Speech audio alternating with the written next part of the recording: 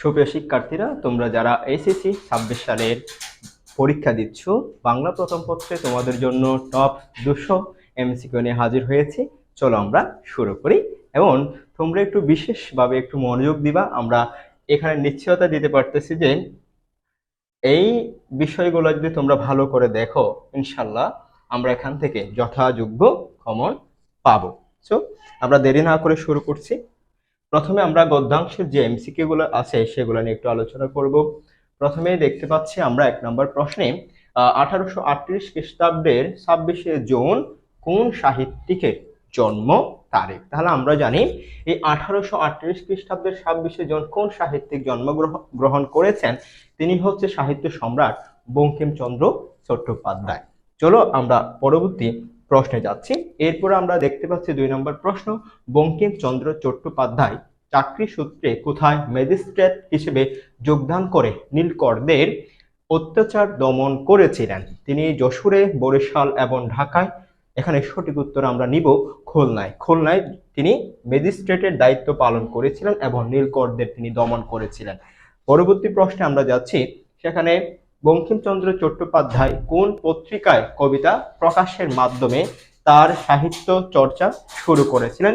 Bangadarshan, Bengal gazette, সাধনা, সংবাদ প্রভাকর। সঠিক উত্তর আমরা নিব সংবাদ প্রভাকর। এটা খুবই গুরুত্বপূর্ণ একটা পত্রিকা, এটা আমাদের অবশ্যই মাথায় রাখতে হবে নামটি। 4 নম্বর প্রশ্ন, বাংলার নব্য লেখকদিগের প্রতি নিবেদন রচনার শুরুতে লেখক কিসের জন্য লিখতে নিষেধ করেছেন? তিনি এই প্রবন্ধের মধ্যে একটা বিষয়কে খুব ইন্টেন্সিফাই করেছেন, সেটা হচ্ছে যশ বা খ্যাতির জন্য। কি যশ বা খ্যাতির জন্য তিনি না লিখতে বলছেন। অর্থাৎ তোমার লেখনের উদ্দেশ্য কখনো এটা হতে পারবে না যে আমাদের বর্তমান সময়ের যারা ব্লগার আছে বা ভিডিও করে তাদের মূল উদ্দেশ্য হচ্ছে ভাইরাল হওয়া। এই ভাইরাল হওয়ার উদ্দেশ্যে কখনো লেখা যাবে না। তখন হচ্ছে মানুষের বা লেখকদের মনোরঞ্জন বা তৈলমর্দন ছাড়া কোনো কিছু লেখা সম্ভব হবে না। এরপর আমরা 5 নম্বর প্রশ্নে যাচ্ছি। লেখকের লোকরঞ্জন প্রবৃত্তি প্রবল হয়ে ওঠে কি কারণে? অর্থাৎ মানুষের মনকে মুগ্ধ করার জন্য লেখা আমরা কখন লিখবো, বা তৈলমর্দন করার জন্য লেখা আমরা কখন লিখবো? যখন পাঠকের রুচি বিবেচনায় আনলে, এটা কখনোই হবে না। অর্থ লাভের আশায় লিখলে, অর্থাৎ তুমি যখন কোনো অর্থ প্রাপ্তির আশা থাকবে, তখন দেখা যাবে কোনো ব্যক্তি, কোনো রাজনৈতিক দল বা কোনো সম্রাট বা কোনো নেতাকে তুমি উদ্দেশ্য করে বা তার প্রশংসা করে, তার মনোরঞ্জন করে তুমি কোনো কিছু লিখে ফেলছো। তাহলে অথবা বিশেষ একটা গোষ্ঠীকে কি করার জন্য, প্রশংসা পাওয়ার জন্য তুমি তাদের উদ্দেশ্যে লেখাটা লিখলো, তখন তোমার লেখাটা আসলে প্রকৃত লেখা হচ্ছে না। সাহিত্যের আসল ধর্ম হচ্ছে সত্য এবং ধর্ম। তাহলে সত্য এবং ধর্মকে তুমি আঁকড়ে ধরতে পারবে না। অর্থ লাভের আশায় কখনো লেখা যাবে না। এরপরে আমরা 6 নম্বর প্রশ্ন। তারপর দেখো, অর্থের উদ্দেশ্যে লিখতে গেলে আমাদের কোন প্রবৃত্তি প্রবল হয়ে ওঠে? চুরি করার প্রবৃত্তি কখনো না, হিংসাত্মক, স্বার্থ সাধন বা লোকরঞ্জন। সঠিক উত্তর হচ্ছে লোকরঞ্জন প্রবৃত্তি হচ্ছে সবচেয়ে প্রবল আকার ধারণ করে। এরপর দেখো, বাংলার নব্য লেখকদিগের প্রতি নিবেদন এই প্রবন্ধ বা রচনায় কোন ব্যবসায়ীদের নিজ শ্রেণীর বলা হয়েছে, অর্থাৎ নিম্ন শ্রেণীর বলে আখ্যায়িত করা হয়েছে? তারা হচ্ছে যাত্রা ব্যবসায়ী, অর্থাৎ যারা পথে ঘাটে কি করে যাত্রা পালা করেন তাদেরকে সবচেয়ে নিম্ন শ্রেণীর বলে লেখক কি করেছেন, উল্লেখ করেছেন এই পর্যায়ে। 8 নম্বর প্রশ্ন আমরা দেখতে পাচ্ছি, যে বিষয়ে যার অধিকার নেই, অর্থাৎ যে বিষয়ে যার পাণ্ডিত্য নেই, জানা নেই, সেই বিষয়ে তাহার হস্তক্ষেপ অকর্তব্য। হ্যাঁ, এই বিষয়টি কোন সাহিত্যে রক্ষিত হয় না? কোন সাহিত্যে এই কথাটা কি হবে না, রক্ষিত হবে না? প্রবন্ধ সাহিত্য, নাট্য সাহিত্য, সাময়িক সাহিত্য, কাব্য সাহিত্য। সঠিক উত্তর হচ্ছে সাময়িক সাহিত্য বা সমসাময়িক যে লেখাগুলো আছে, যেমন পত্রিকা থেকে শুরু করে বা যেগুলো সাপ্তাহিক বা মাসিক যে লেখাগুলো বের হয়, এগুলার ক্ষেত্রে দেখা যায় যে অধিকার না থাকলেও বা দক্ষতা না থাকলেও এগুলো লিখতে হয়, কারণ তখন রিসার্চ করার তেমন সময় সুযোগ পাওয়া যায় না। 9 নম্বর প্রশ্ন, বেদি সংক্রামক স্বাস্থ্য নহে বাংলার নব্য লেখক দিগের প্রতি নিবেদন রচনার কোন কথাটির ক্ষেত্রে উক্তিটি প্রযোজ্য? এখানে হচ্ছে ক নম্বরে দেখতে পাচ্ছি, সকল অলঙ্কারের শ্রেষ্ঠ অলঙ্কার হচ্ছে সরলতা, বিদ্যা প্রকাশের চেষ্টা করিবেন না, অনুকরণে দোষগুলো অনুকৃত হয়, গুণগুলি হয় না। এটি হচ্ছে আমাদের সঠিক উত্তর। এরপরে আমরা 10 নম্বর প্রশ্নে দেখতে পাচ্ছি, আমাদের দেশের সাধারণ পাঠকের রুচি ও শিক্ষা বিবেচনায় লেখকদের উচিত নয়। তাহলে কোন জিনিসগুলো লেখকের করা উচিত নয়, এই জিনিসটা এখানে বলা হচ্ছে। রচনায় লোকরঞ্জন, অবশ্যই লোকরঞ্জন করা যাবে না। মানব কল্যাণে লেখা, এটাতে করতে হবে, করা উচিত নয় বলেছে, তাহলে এটা মাইনাস হবে। টাকার জন্য লেখা, তাহলে আমরা সঠিক উত্তর পাচ্ছি 1 এবং 3, খ নাম্বার। ওকে। 11 নম্বর প্রশ্ন, সাহিত্যের উদ্দেশ্য হলো, সাহিত্যের উদ্দেশ্য কি? সাহিত্য আমরা কেন রচনা করব? সত্য সুন্দরের চর্চা, এটা সঠিক। পাঠকের মনোরঞ্জন কখনোই না, পাঠকের মনোরঞ্জন করার জন্য সাহিত্য লেখা উচিত নয়। তাহলে মানব জাতির কল্যাণ সাধন, এই এখানেও 1 2 কে আমরা নিতে, সরি 3 কে নিতে পারছি, খ নাম্বার আমাদের সঠিক উত্তর। 12 নম্বর প্রশ্ন, সরলতাকে বঙ্কিমচন্দ্র চট্টোপাধ্যায় সব অলংকারের শ্রেষ্ঠ অলংকার বলেছেন, এখানে কারণ কি? পাঠককে সহজে লেখা বুঝতে পারে, পাঠককে সহজে লেখা কি করতে পারে? বুঝতে পারে। সরলতা মানে হচ্ছে ভাষার একটা সাবলীল একটা বৈশিষ্ট্য, যা সকল মানুষের বোধগম্য হতে পারে। এরপর দেখো, লেখকের লেখা বুঝতে পারাই লেখার সার্থকতা। অবশ্যই তুমি যাহা কিছু লিখছো তা যদি অন্যজন বুঝতে না পারে, তাহলে তোমার লেখার উদ্দেশ্য বাকি, কারণ তুমি লিখছো অন্যকে বোঝানোর জন্যই। 3 নম্বরে বলছে, লেখা দুর্বোধ্য হলে তা সৌন্দর্য হারায়, তাহলে আমরা এখানে সঠিক উত্তর 1 2 3 তিনটাই নিতে পাচ্ছি। 13 নম্বর প্রশ্ন, বাংলার নব্য লেখকদিগের প্রতি নিবেদন রচনায় নিহিত রয়েছে মাতৃভাষার প্রতি অনুরাগ, আদর্শ লেখক হওয়ার অনুপ্রেরণা, সৃজনশীল ও মননশীলতার সমৃদ্ধি। তাহলে এখানেও আমরা 1 এবং 2 3 তিনটাই সঠিক উত্তর নিতে পারতেছি। 14 নম্বর প্রশ্ন, কোটেশন অর্থ কি? অলংকার, ব্যঙ্গ, উদ্ধৃতি এবং হচ্ছে সংশোধন। সঠিক উত্তর হচ্ছে কোটেশন মানে হচ্ছে উদ্ধৃতি, এটাকে কোটেশন বলা হয়। এরপর 15 নম্বর শেষের কবিতা, যেটি হচ্ছে আমাদের রবীন্দ্রনাথ ঠাকুরের একটা লেখা, হ্যাঁ, তাহলে রচনা, তাহলে এটা তার কোন ধরনের সাহিত্যকর্ম? উপন্যাস, কাব্যগ্রন্থ, নাটক, প্রবন্ধ? এটা অবশ্যই উপন্যাস, যদিও শেষের কবিতার মধ্যে কবিতা লেখা আছে, তাই বলে কি আমরা কি হোঁচট খেতে পারি না, এটা উপন্যাস হিসেবে আমাদের দাগাতে হবে। অপরিচিতা গল্পের কথকের বয়স কত? অর্থাৎ যার জবানিতে এই গল্পটি লেখা হয়েছে সেটাই হচ্ছে কথক। হ্যাঁ, কথক হচ্ছে মূলত এখন অনুপম, এটা আমাদের অবশ্যই মাথায় রাখতে হবে।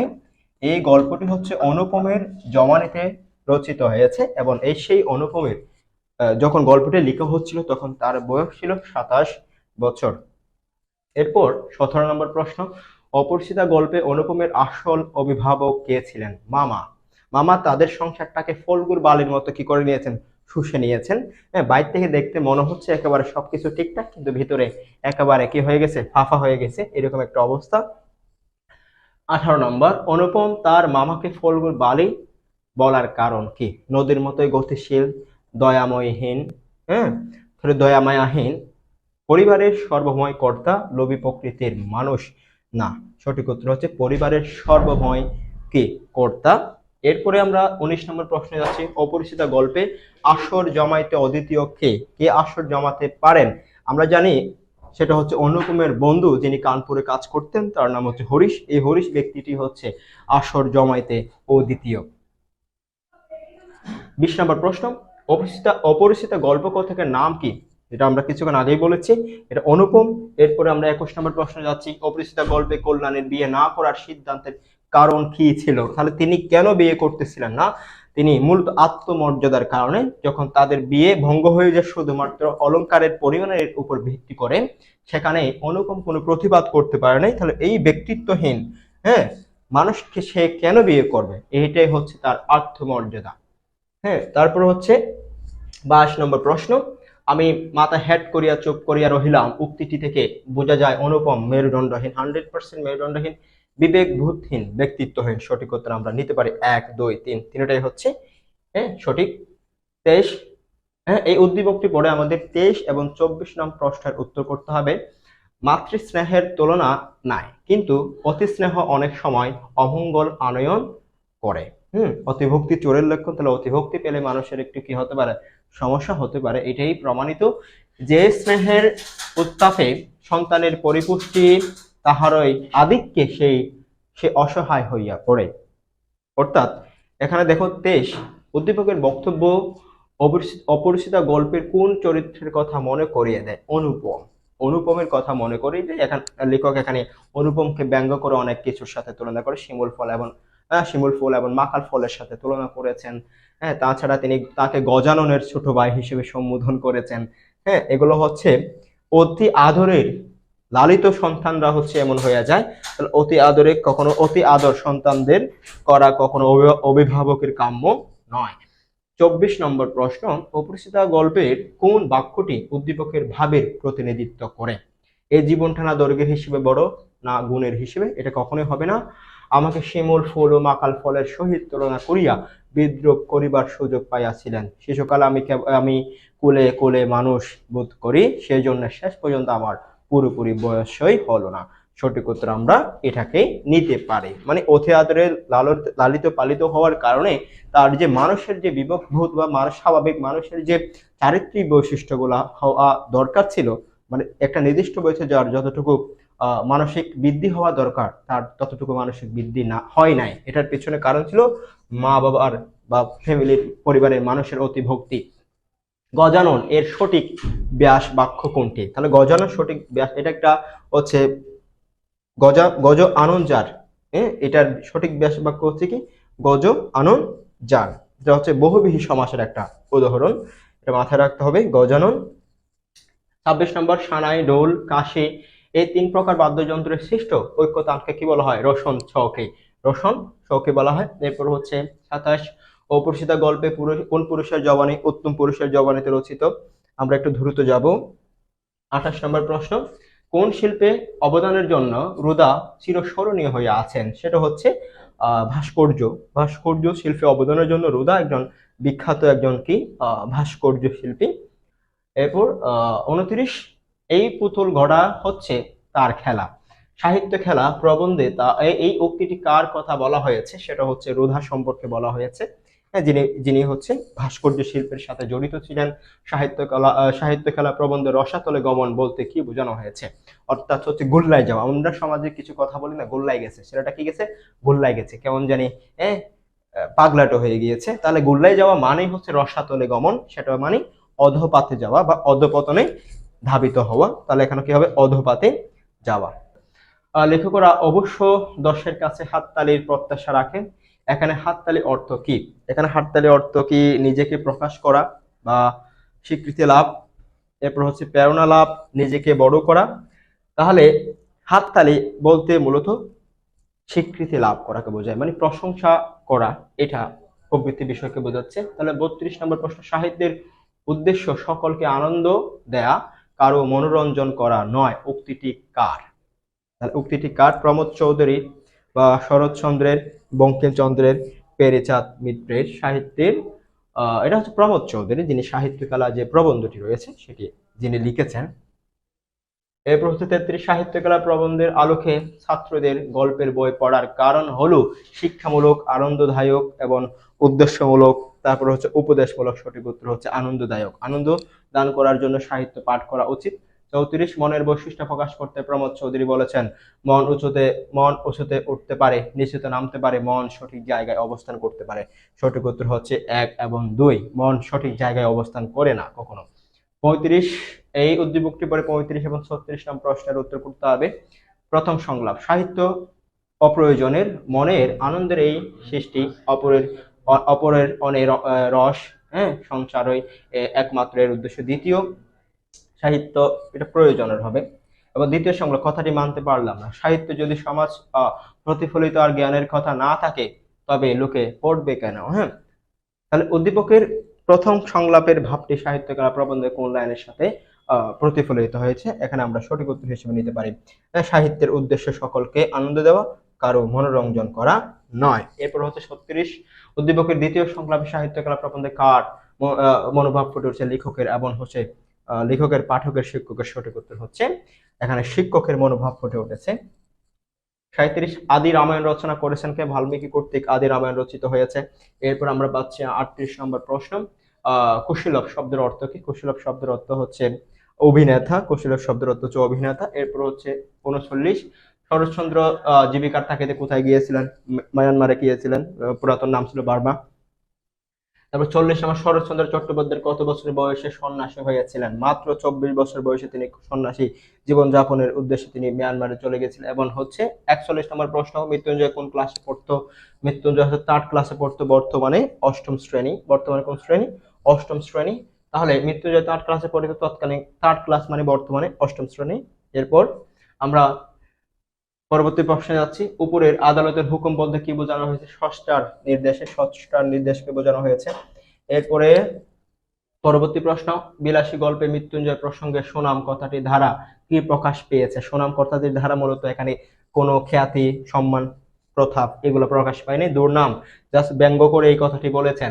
অসুস্থ থাকাকালে মৃত্যুঞ্জয় কতদিন বেঁচে অচেতন অবস্থায় ছিলেন? 10 থেকে 15 দিন তিনি অচেতন অবস্থায় ছিলেন। এরপরে 46 নম্বর প্রশ্ন, বলিলাম পুঁছে দিতে হবে না, শুধু আলোটা দাও। উক্তিটি নেডা যে মনোভাব প্রকাশকে পেয়েছে, উক্তিটি হচ্ছে নেডা বিলাসীকে উদ্দেশ্য করে এই কথাটি বলেছিলেন। হ্যাঁ, এটা হচ্ছে আত্মসম্মানবোধ প্রকাশ পেয়েছে।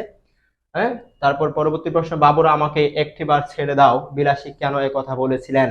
রুটিগুলো ঘরে দেওয়ার জন্য। রুটিগুলো কি করার জন্য? ঘরে দেওয়ার জন্য।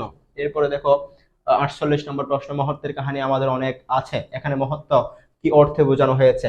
ব্যঙ্গ অর্থে। কি অর্থে? ব্যঙ্গ অর্থে বোঝানো হয়েছে। 49, বাবুরা আমাকে একটিবার ছেড়ে দাও, আমি রুটিগুলো ঘরে দিয়ে আসি। তাহলে বিলাসী একথা কেন বলেছিলেন? শিয়াল কুকুর খেয়ে যাবে।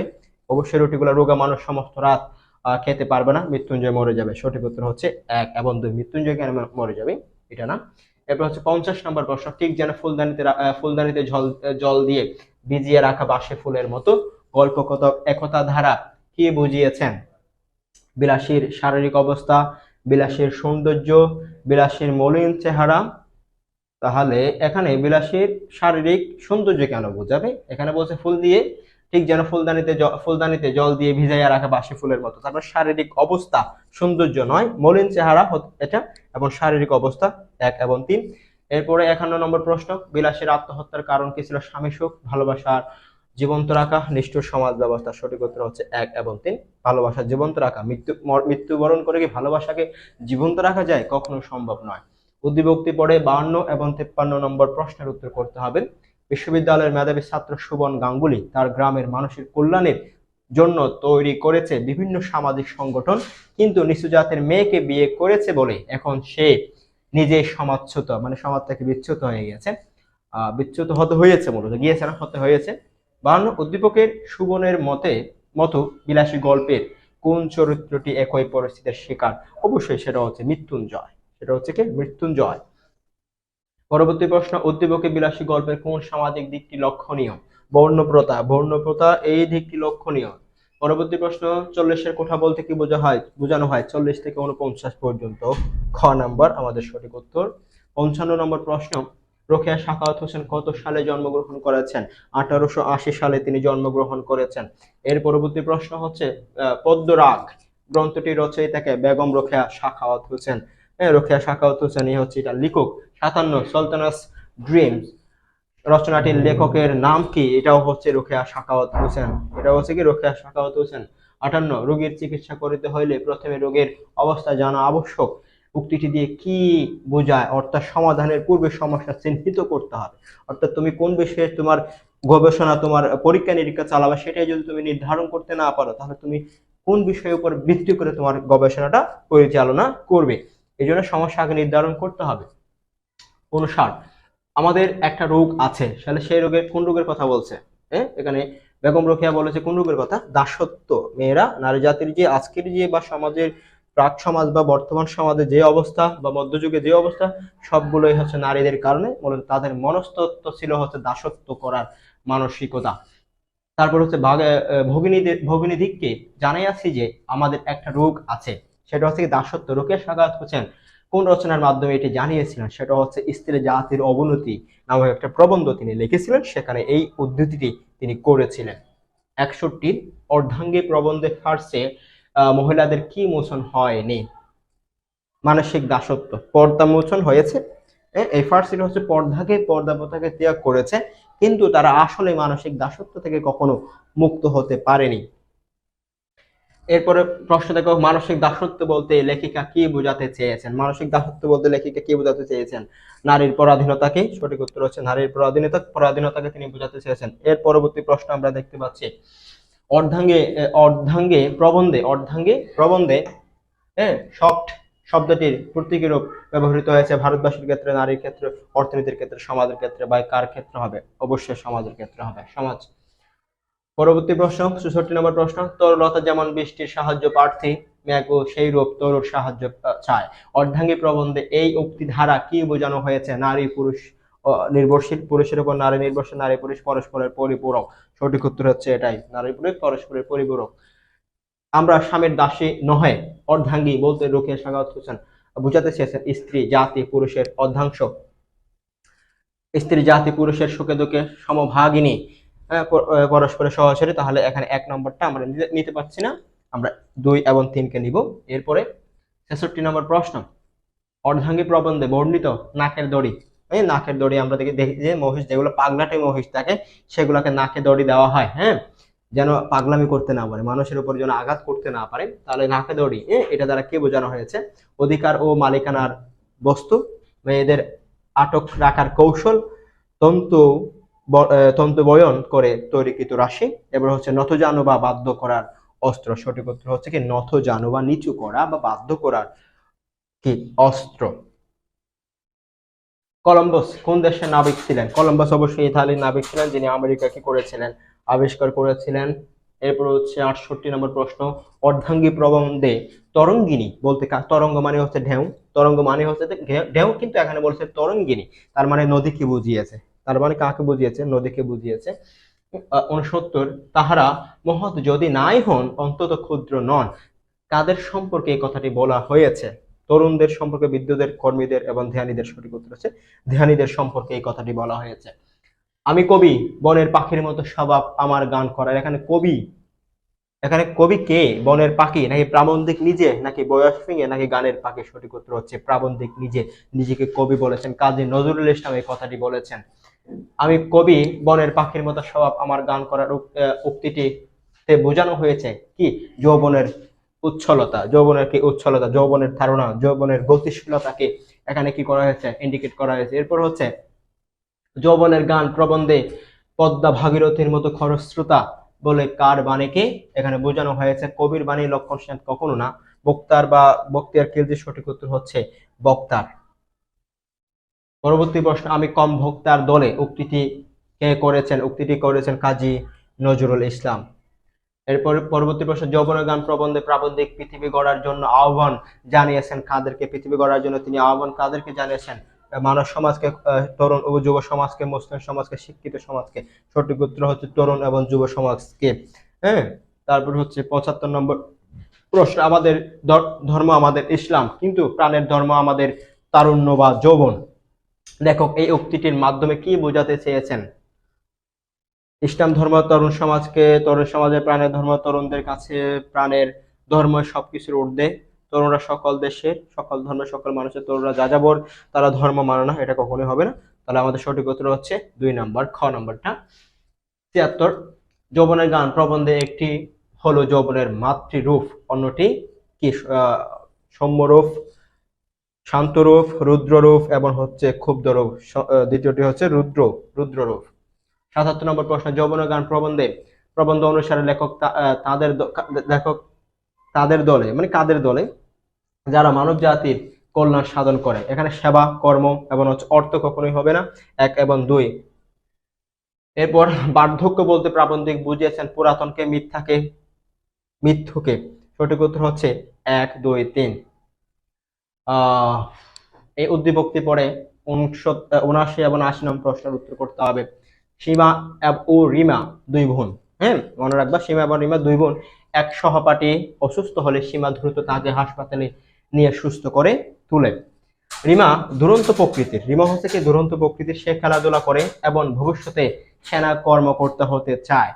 তাহলে সীমার স্বভাবে যৌবনের কোন বৈশিষ্ট্য ফুটে উঠেছে? মাতৃরূপ, ক্লান্তিহীনতা, দুঃসাহস, উদ্দীপনা। সঠিক উত্তর হচ্ছে এখানে মাতৃরূপ ফুটে উঠেছে। দেশ মাতৃকার প্রতি ভালোবাসার যে একটা ত্যাগ, এই জিনিসটা এখানে ফুটে উঠেছে। এবং 80 নম্বর প্রশ্ন, রিমার স্বভাব যৌবনের গান প্রবন্ধের কোন অংশটিতে প্রকাশিত হয়েছে? অরুণোদয় দেখিয়ে, নিদ্রাভঙ্গ, নীল মঞ্জুষার মণি আহরণ। এটাই নীল মঞ্জুষার মণি আহরণ, সঠিক উত্তর হচ্ছে এটা। 81 নম্বর প্রশ্ন, যৌবনগান প্রবন্ধে তিমির কুন্তলা শব্দটির ব্যাস বাক্য কোনটি? তিমির কুন্তলা, তিমির যে কুন্তল, তিমির কুন্তল যার, তিমিরের কুন্তল, তিমির রূপ কুন্তল, সঠিক উত্তর হচ্ছে তিমির কুন্তল যার। এটাও বহুব্রীহি সমাসের উদাহরণ। 82 বুদ্ধির মুক্তির আন্দোলনের সাথে কোন ব্যক্তিটি জড়িত ছিলেন? সেটা হচ্ছে মোতাহের হোসেন চৌধুরী। এরপর 83 নম্বর, মোতাহের হোসেন চৌধুরীর লেখনীতে কোন বিষয়টি প্রকাশ পেয়েছে? মননশীল চিন্তা। কি? মননশীল চিন্তা। এরপর হচ্ছে স্বল্প প্রাণ, স্থূল বুদ্ধি এবং জবরদস্তি প্রিয় মানুষে পরিপূর্ণ হয়েছে সমাজ, সংসার, জগৎ, দেশ। সঠিক উত্তর হচ্ছে সংসার। স্থূল বুদ্ধি মানে মোটা বুদ্ধি, মোটা বুদ্ধি মানে কি? বুদ্ধিহীন মানুষ। 85 স্বল্প প্রাণ, স্থূল বুদ্ধি সেম। এরপর দেখো, অপরের সার্থকতার পথে অন্তরায় মানে বাধা, মাইনাস সৃষ্টি করা কার কাজ? জলদস্যু প্রভৃতি মানুষের, জবরদস্তি প্রিয় মানুষের। গ নাম্বার সঠিক উত্তর। এরপর 87 জীবন ও বৃক্ষ প্রবন্ধে বক্তব্য অনুযায়ী যারা প্রেম সৌন্দর্যের স্পর্শ লাভ করেনি তাদের একমাত্র দেবতাকে অহংকার। যারা হতে প্রেম এবং যাদের মধ্যে সৌন্দর্যবোধ এবং প্রেম নাই, অন্যের সৌন্দর্য দেখে যারা প্রশংসা করতে পারে না, তার মানে তার কি জলে মানে অহংকার আছে। কি আছে? অহংকার। অন্যের ভালো যার সয় না সেই তো অহংকারী। তাহলে এই অহংকার থেকে আমাদের মুক্তি পেতে হবে, মুক্ত হতে হবে। স্বল্প প্রাণ, স্থূল বুদ্ধি, জবরদস্তি প্রিয় মানুষের স্থানে কেমন মানুষ আনতে হবে? বড় মানুষ মানে গায়ে গোত্রে বড় না, বড় মানুষ হতো যার মানসিকতা উন্নত, তাকে বলা হচ্ছে বড় মানুষ। হ্যাঁ, বড় মানুষ আনতে হবে। এই মোটা দাদা একটা মানুষ কিনে দিলে হবে? বড় মানুষ মনে করে। 89 নম্বর প্রশ্ন, বৃক্ষের দিকে থাকালে জীবনের তাৎপর্য উপলব্ধি সহজ হয়, কারণ বৃক্ষ হলো সার্থকতার প্রতীক। বৃক্ষের দানে কোনো স্বার্থ নেই, বৃক্ষ থেকে নানা ওষুধ তৈরি হয়, কখনো না। বৃক্ষ নদীর মতো বহমান, সঠিক উত্তর হচ্ছে বৃক্ষ হলো সার্থকতার প্রতীক, কারণ বৃক্ষ অন্যের জন্য বড় হয়, বৃক্ষ নিজের জন্য কখনো বড় হয় না। 90 বৃক্ষের পানে থাকে আমরা লাভবান হতে পারি কিভাবে? বৃক্ষকে অনুসরণ এবং অনুকরণ করার মাধ্যমে। এরপর 91 নম্বর প্রশ্ন, মোতাহের হোসেন চৌধুরী বৃক্ষের জীবনে কোন দুটি জিনিসকে উপলব্ধি করার পক্ষপাতী? সার্থকতা এবং সজীবতা, গতি ও প্রকৃতি, গতি ও বিকাশ। সঠিক উত্তর হচ্ছে গতি ও বিকাশ। 92 নম্বর প্রশ্ন, নিচের কোনটিতে রবীন্দ্রনাথ ঠাকুর সাহিত্য কর্মের উল্লেখ করা হয়েছে? নিচের কোনটিতে? সঠিক উত্তর হচ্ছে জীবন ও বৃক্ষ। মোতাহার হোসেন চৌধুরী জীবন ও বৃক্ষ প্রবন্ধে তপোবন প্রেমিক, এই তো এই কথাটি বলা হয়েছে, তপোবন প্রেমিক রবীন্দ্রনাথ বলতে কি বোঝানো হয়েছে? সঠিক উত্তর হচ্ছে অরণ্য ও বৃক্ষের বন্দনা, অরণ্য এবং বৃক্ষের বন্দনা। 94 নম্বর প্রশ্ন, বৃক্ষ বৃদ্ধি ছাড়াও আর কিসের ইঙ্গিত বহন করে? বৃক্ষ বৃদ্ধি ছাড়াও আর কিসের ইঙ্গিত বহন করে? সঠিক উত্তর হচ্ছে প্রশান্তির ইঙ্গিত বহন করে। 95 কিসের চক্ষুকে বড় করে তুললে বৃক্ষের বেদনা সহজে উপলব্ধি করা যায়? অনুভূতির চক্ষুকে বড় করে তুললে। 96 গোপন ও নীরব সাধনা কার মধ্যে অবিভক্ত? কার মধ্যে? বৃক্ষ, নদীতে, মানুষে এবং ফুলে। সঠিক উত্তর হচ্ছে বৃক্ষে বা গাছে। 97 সত্যানুরাগী রহমান সাহেব দীর্ঘদিনের গভীর সাধনায় নিজেকে সত্যবাদী হিসেবে প্রতিষ্ঠিত করতে পেরেছেন। মোতাহার হোসেন চৌধুরীর মতে এইরকম সাধনা আমরা কিসের মধ্যে দেখতে পাই? সেটা হচ্ছে বৃক্ষের মধ্যে নীরব সাধনা থাকে। 98 কাকে আত্মা সৃষ্টি করে নিতে হয়? কাকে আত্মা সৃষ্টি করে নিতে হয়? মানুষকে। কাকে হবে? মানুষকে হবে সে। এর পরবর্তী প্রশ্ন, আত্মাকে মধুর ও পুষ্ট করে গড়ে তুলতে প্রয়োজন বিচিত্র অভিজ্ঞতা, প্রচুর প্রেম, গভীর অনুভূতি। সঠিক উত্তর হচ্ছে 1, 2, 3। জীবন ও বৃক্ষ প্রবন্ধ অনুসারে আত্মার পরিপুষ্টির জন্য প্রয়োজন বিচিত্র অভিজ্ঞতা, উচ্চ শিক্ষা, কখনো না গভীর অনুভূতি। 1 এবং 3। এরপর আমরা উদ্দীপকটি পড়ব। 101 এবং 102 নম্বর প্রশ্নের উত্তর করব। স্কুল শিক্ষক দীপক বাবু জ্ঞান চর্চা করে নিজেকে সমৃদ্ধ করে তুলেছেন, অপরদিকে সে জ্ঞান শিক্ষার্থীদের মাঝে বিলিয়ে দিয়ে আলোকিত করেছেন তাদের জীবন। স্কুল শিক্ষক দীপক বাবুর জ্ঞান চর্চা জীবন ও বৃক্ষ প্রবন্ধে কোন বিষয়ের ইঙ্গিত বহন করে? সঠিক উত্তর কি হবে? দৈহিক বিকাশ ঘটানো, মানবাত্মার পরিপুষ্টি, এবং নদী সাগরে পতিত হওয়া, বৃক্ষের ফুলে ফলে পরিপূর্ণ হওয়া। সঠিক উত্তর হচ্ছে বৃক্ষের ফুলে ফলে পরিপূর্ণ হওয়া। এরপর আমরা দেখতে পাচ্ছি উদ্দীপকের ভাবের প্রতিফলন জীবন ও বৃক্ষ প্রবন্ধের কোন ভূমিকায় দেখা যায়? সঠিক উত্তর হচ্ছে প্রাপ্তি ও দানে। সঠিক উত্তর প্রাপ্তি ও দানে। আমরা একটু দ্রুত যেতে হবে। মানসিক বন্দ্যোপাধ্যায় কত সালে জন্মগ্রহণ করেছেন? 1908 সালে তিনি জন্মগ্রহণ করেছেন এবং মানিক বন্দ্যোপাধ্যায় পিতৃ প্রদত্ত নাম কি প্রবোধ কুমার বন্দ্যোপাধ্যায়। কি প্রবোধ কুমার বন্দ্যোপাধ্যায়, এটা কখনোই না, প্রবোধ কুমার বন্দ্যোপাধ্যায়। খ নাম্বার আমাদের সঠিক উত্তর, পিতৃপ্রদত্ত নাম। এরপরে আমরা পাচ্ছি দিবারাত্রি কাব্য। দিবারাত্রি কাব্য একটা হচ্ছে মানিক বন্দ্যোপাধ্যায়ের একটা উপন্যাস। এর পরবর্তী প্রশ্ন আমরা যাচ্ছি 106 নম্বর প্রশ্ন। শালটি কোথায় লাগানো ছিল? শালটি কোথায় লাগানো ছিল? খালের ধারে। কোথায়? খালের ধারে শালটি লাগানো ছিল। 107 কৈলাসের প্রতিবাদের অন্তরালে মূলত কি লুকিয়েছিল? কৈলাস মানে হচ্ছে যৌগের বন্ধু ছিল, এই তার অন্তরালে কি মিথ্যাচার, তার অন্তরালে কি ছিল? মিথ্যাচার লুকিয়েছিল। 108 মাসিপিসি গল্পে যোগ আর নেই, তাহলে যোগ আর সেই যোগ নেই কথাটির মাধ্যমে কি বোঝানো হয়েছে? চারিত্রিক পরিবর্তন।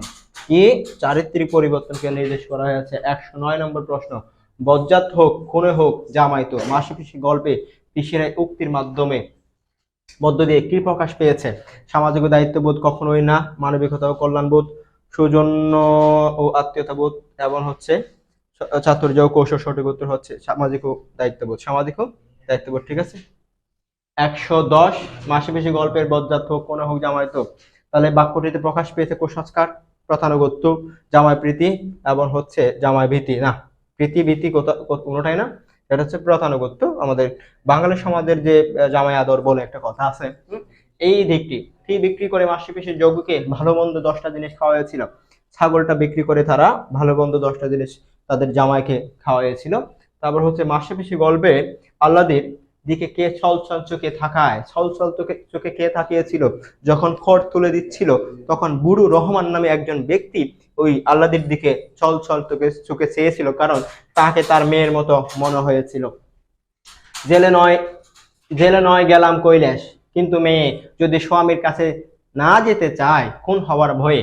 উক্তিটি প্রকাশ পেয়েছে মাসে কি সাহসিকতা, বাগাড়ম্বরতা, তারপর হচ্ছে সাহসিকতা, বুদ্ধিমত্তা, আইন সচেতনতা, ভাগাড়ম্বরতা, তারপর হচ্ছে আইন সচেতনতা ও বুদ্ধিমত্তা। সঠিক উত্তর হচ্ছে সাহসিকতা ও বুদ্ধিমত্তা প্রকাশ পেয়েছে। আশেপাশে গল্পে কোন রোগটির কথা? কলেরা মহামারীর কথা বলা হয়েছে এখানে। তাহলে 115 মরণ ঠেকাতে ফুরিয়ে আসছে তাদের জীবন শক্তি। আশেপাশে গল্পের উপযুক্ত বাক্যে কোন সময়ের কথা উল্লেখ করা হয়েছে? সেটা হচ্ছে দুর্ভিক্ষের সময়। কোন সময়? দুর্ভিক্ষের সময় তাদের যে করুণ অবস্থা সেটাকে এখানে উল্লেখ করা হয়েছে। 116 মাসিপিসির মধ্যে গভীর ভাব গড়ে ওঠার কারণ কি ছিল? অর্থ উপার্জন, আল্লাদের দায়িত্ব কাঁধে পড়ায়। আল্লাদের কি দায়িত্ব কাঁধে পড়ায়, এটাই সঠিক উত্তর। 117 মাসিপিসি গল্পে মাসিপিসি কেন কাছারি বাড়ি যেতে রাজি হয়নি? আল্লাদের নিরাপত্তার সংখ্যায়। আল্লাদের নিরাপত্তার সংখ্যায়। 118 মাসিপিসি গল্পে মাসিপিসির একদেহ এক মন হয়ে যাওয়ার কারণ কি ছিল? দুইজনে বিধবা। কখনো এটা কেন? এটা লজিকই হচ্ছে না, তাহলে 2 এবং 3 এখানে সঠিক উত্তর।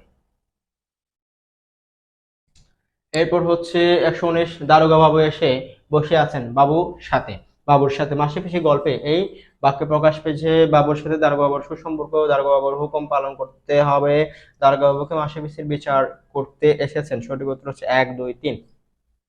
120 চায়ের দোকান না কিসের দোকান তা বুঝেছি কৈলাস, কথাটি দ্বারা প্রকাশ পেয়েছে দোকানটি আসলে চায়ের ছিল না। হ্যাঁ, এটাই প্রকাশ পেয়েছে। দোকানটি ছিল নেশা জাতীয় দ্রব্যের, দোকানটি ছিল মনোহারী জিনিসের। কখনো মনোহারী জিনিসের ছিল না। 1 এবং 2। উদ্দীপকটি পড়ে 121 এবং 122 নম্বর প্রশ্নের উত্তর করতে হবে। জহির রায়হানের হাজার বছর ধরে উপন্যাসের গ্রামীণ যুবক আবুল বউ ফিটিয়ে মানে বউকে মেরে আনন্দ উপভোগ করে, মানে বউ মারে গিয়েও আনন্দ পায়। হ্যাঁ, পায় হয়তো, নাহলে কি লিখছে কেমনে লেখক? হ্যাঁ, তোমরা ফিটিও না, এখন খাওয়ার অভ্যাস। তাহলে 121 উদ্দীপকের আবুলের সাথে মাসিপিসি গল্পের কোন চরিত্রের মিল রয়েছে? আর বা যোগ আর কি, যে আল্লাহ দিকে কি করতো? মারধর করতো। 122 মাসিপিসি গল্পের উক্ত চরিত্রের সাথে উদ্দীপকের আবুলের সাদৃশ্য কোথায়? আবুলের সাদৃশ্য কোথায়? স্ত্রীর প্রতি নির্যাতনে, দুজনেই নির্যাতন করে।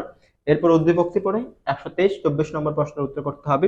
ট্রেনে উঠে বুড়ো লোকটাকে দেখলাম, সে আমার দিকে থাকালো করুণ দৃষ্টিতে, জানি না আমার মতো তার একটা ছেলে ছিল কিনা। হ্যাঁ, তাহলে 123 উদ্দীপকে বুড়ো লোকটার সাথে মাসিপিসি গল্পের কোন চরিত্রের সমতা সৃষ্টি করে? সঠিক উত্তর হচ্ছে ভাই বুড়ো রহমান। 124 উদ্দীপকের মধ্যে যে ভাবটি প্রকাশ পেয়েছে মাসিপিসি গল্পের আলোকে সেই ভাবকে কি বলা যায়? পিতার ভালোবাসা, সন্তান বাৎসল্য, সন্তান হারানোর যন্ত্রণা। সঠিক উত্তর 1, 2, 3। এরপর হচ্ছে 125 নম্বর প্রশ্ন। ছাত্র জীবনে শওকত আলী কিসের সঙ্গে যুক্ত ছিলেন? ছাত্র জীবনে শওকত আলী রাজনীতির সাথে যুক্ত ছিলেন, তিনি একজন রাজনীতিবিদ ছিলেন। প্রদোষে প্রাকৃতজন এই গ্রন্থের রচয়িতা, এটা একটা উপন্যাস, শওকত আলীর একটা উপন্যাস, খুবই জনপ্রিয় এবং খুবই সুন্দর রাজনৈতিক উপন্যাস বলা যায়।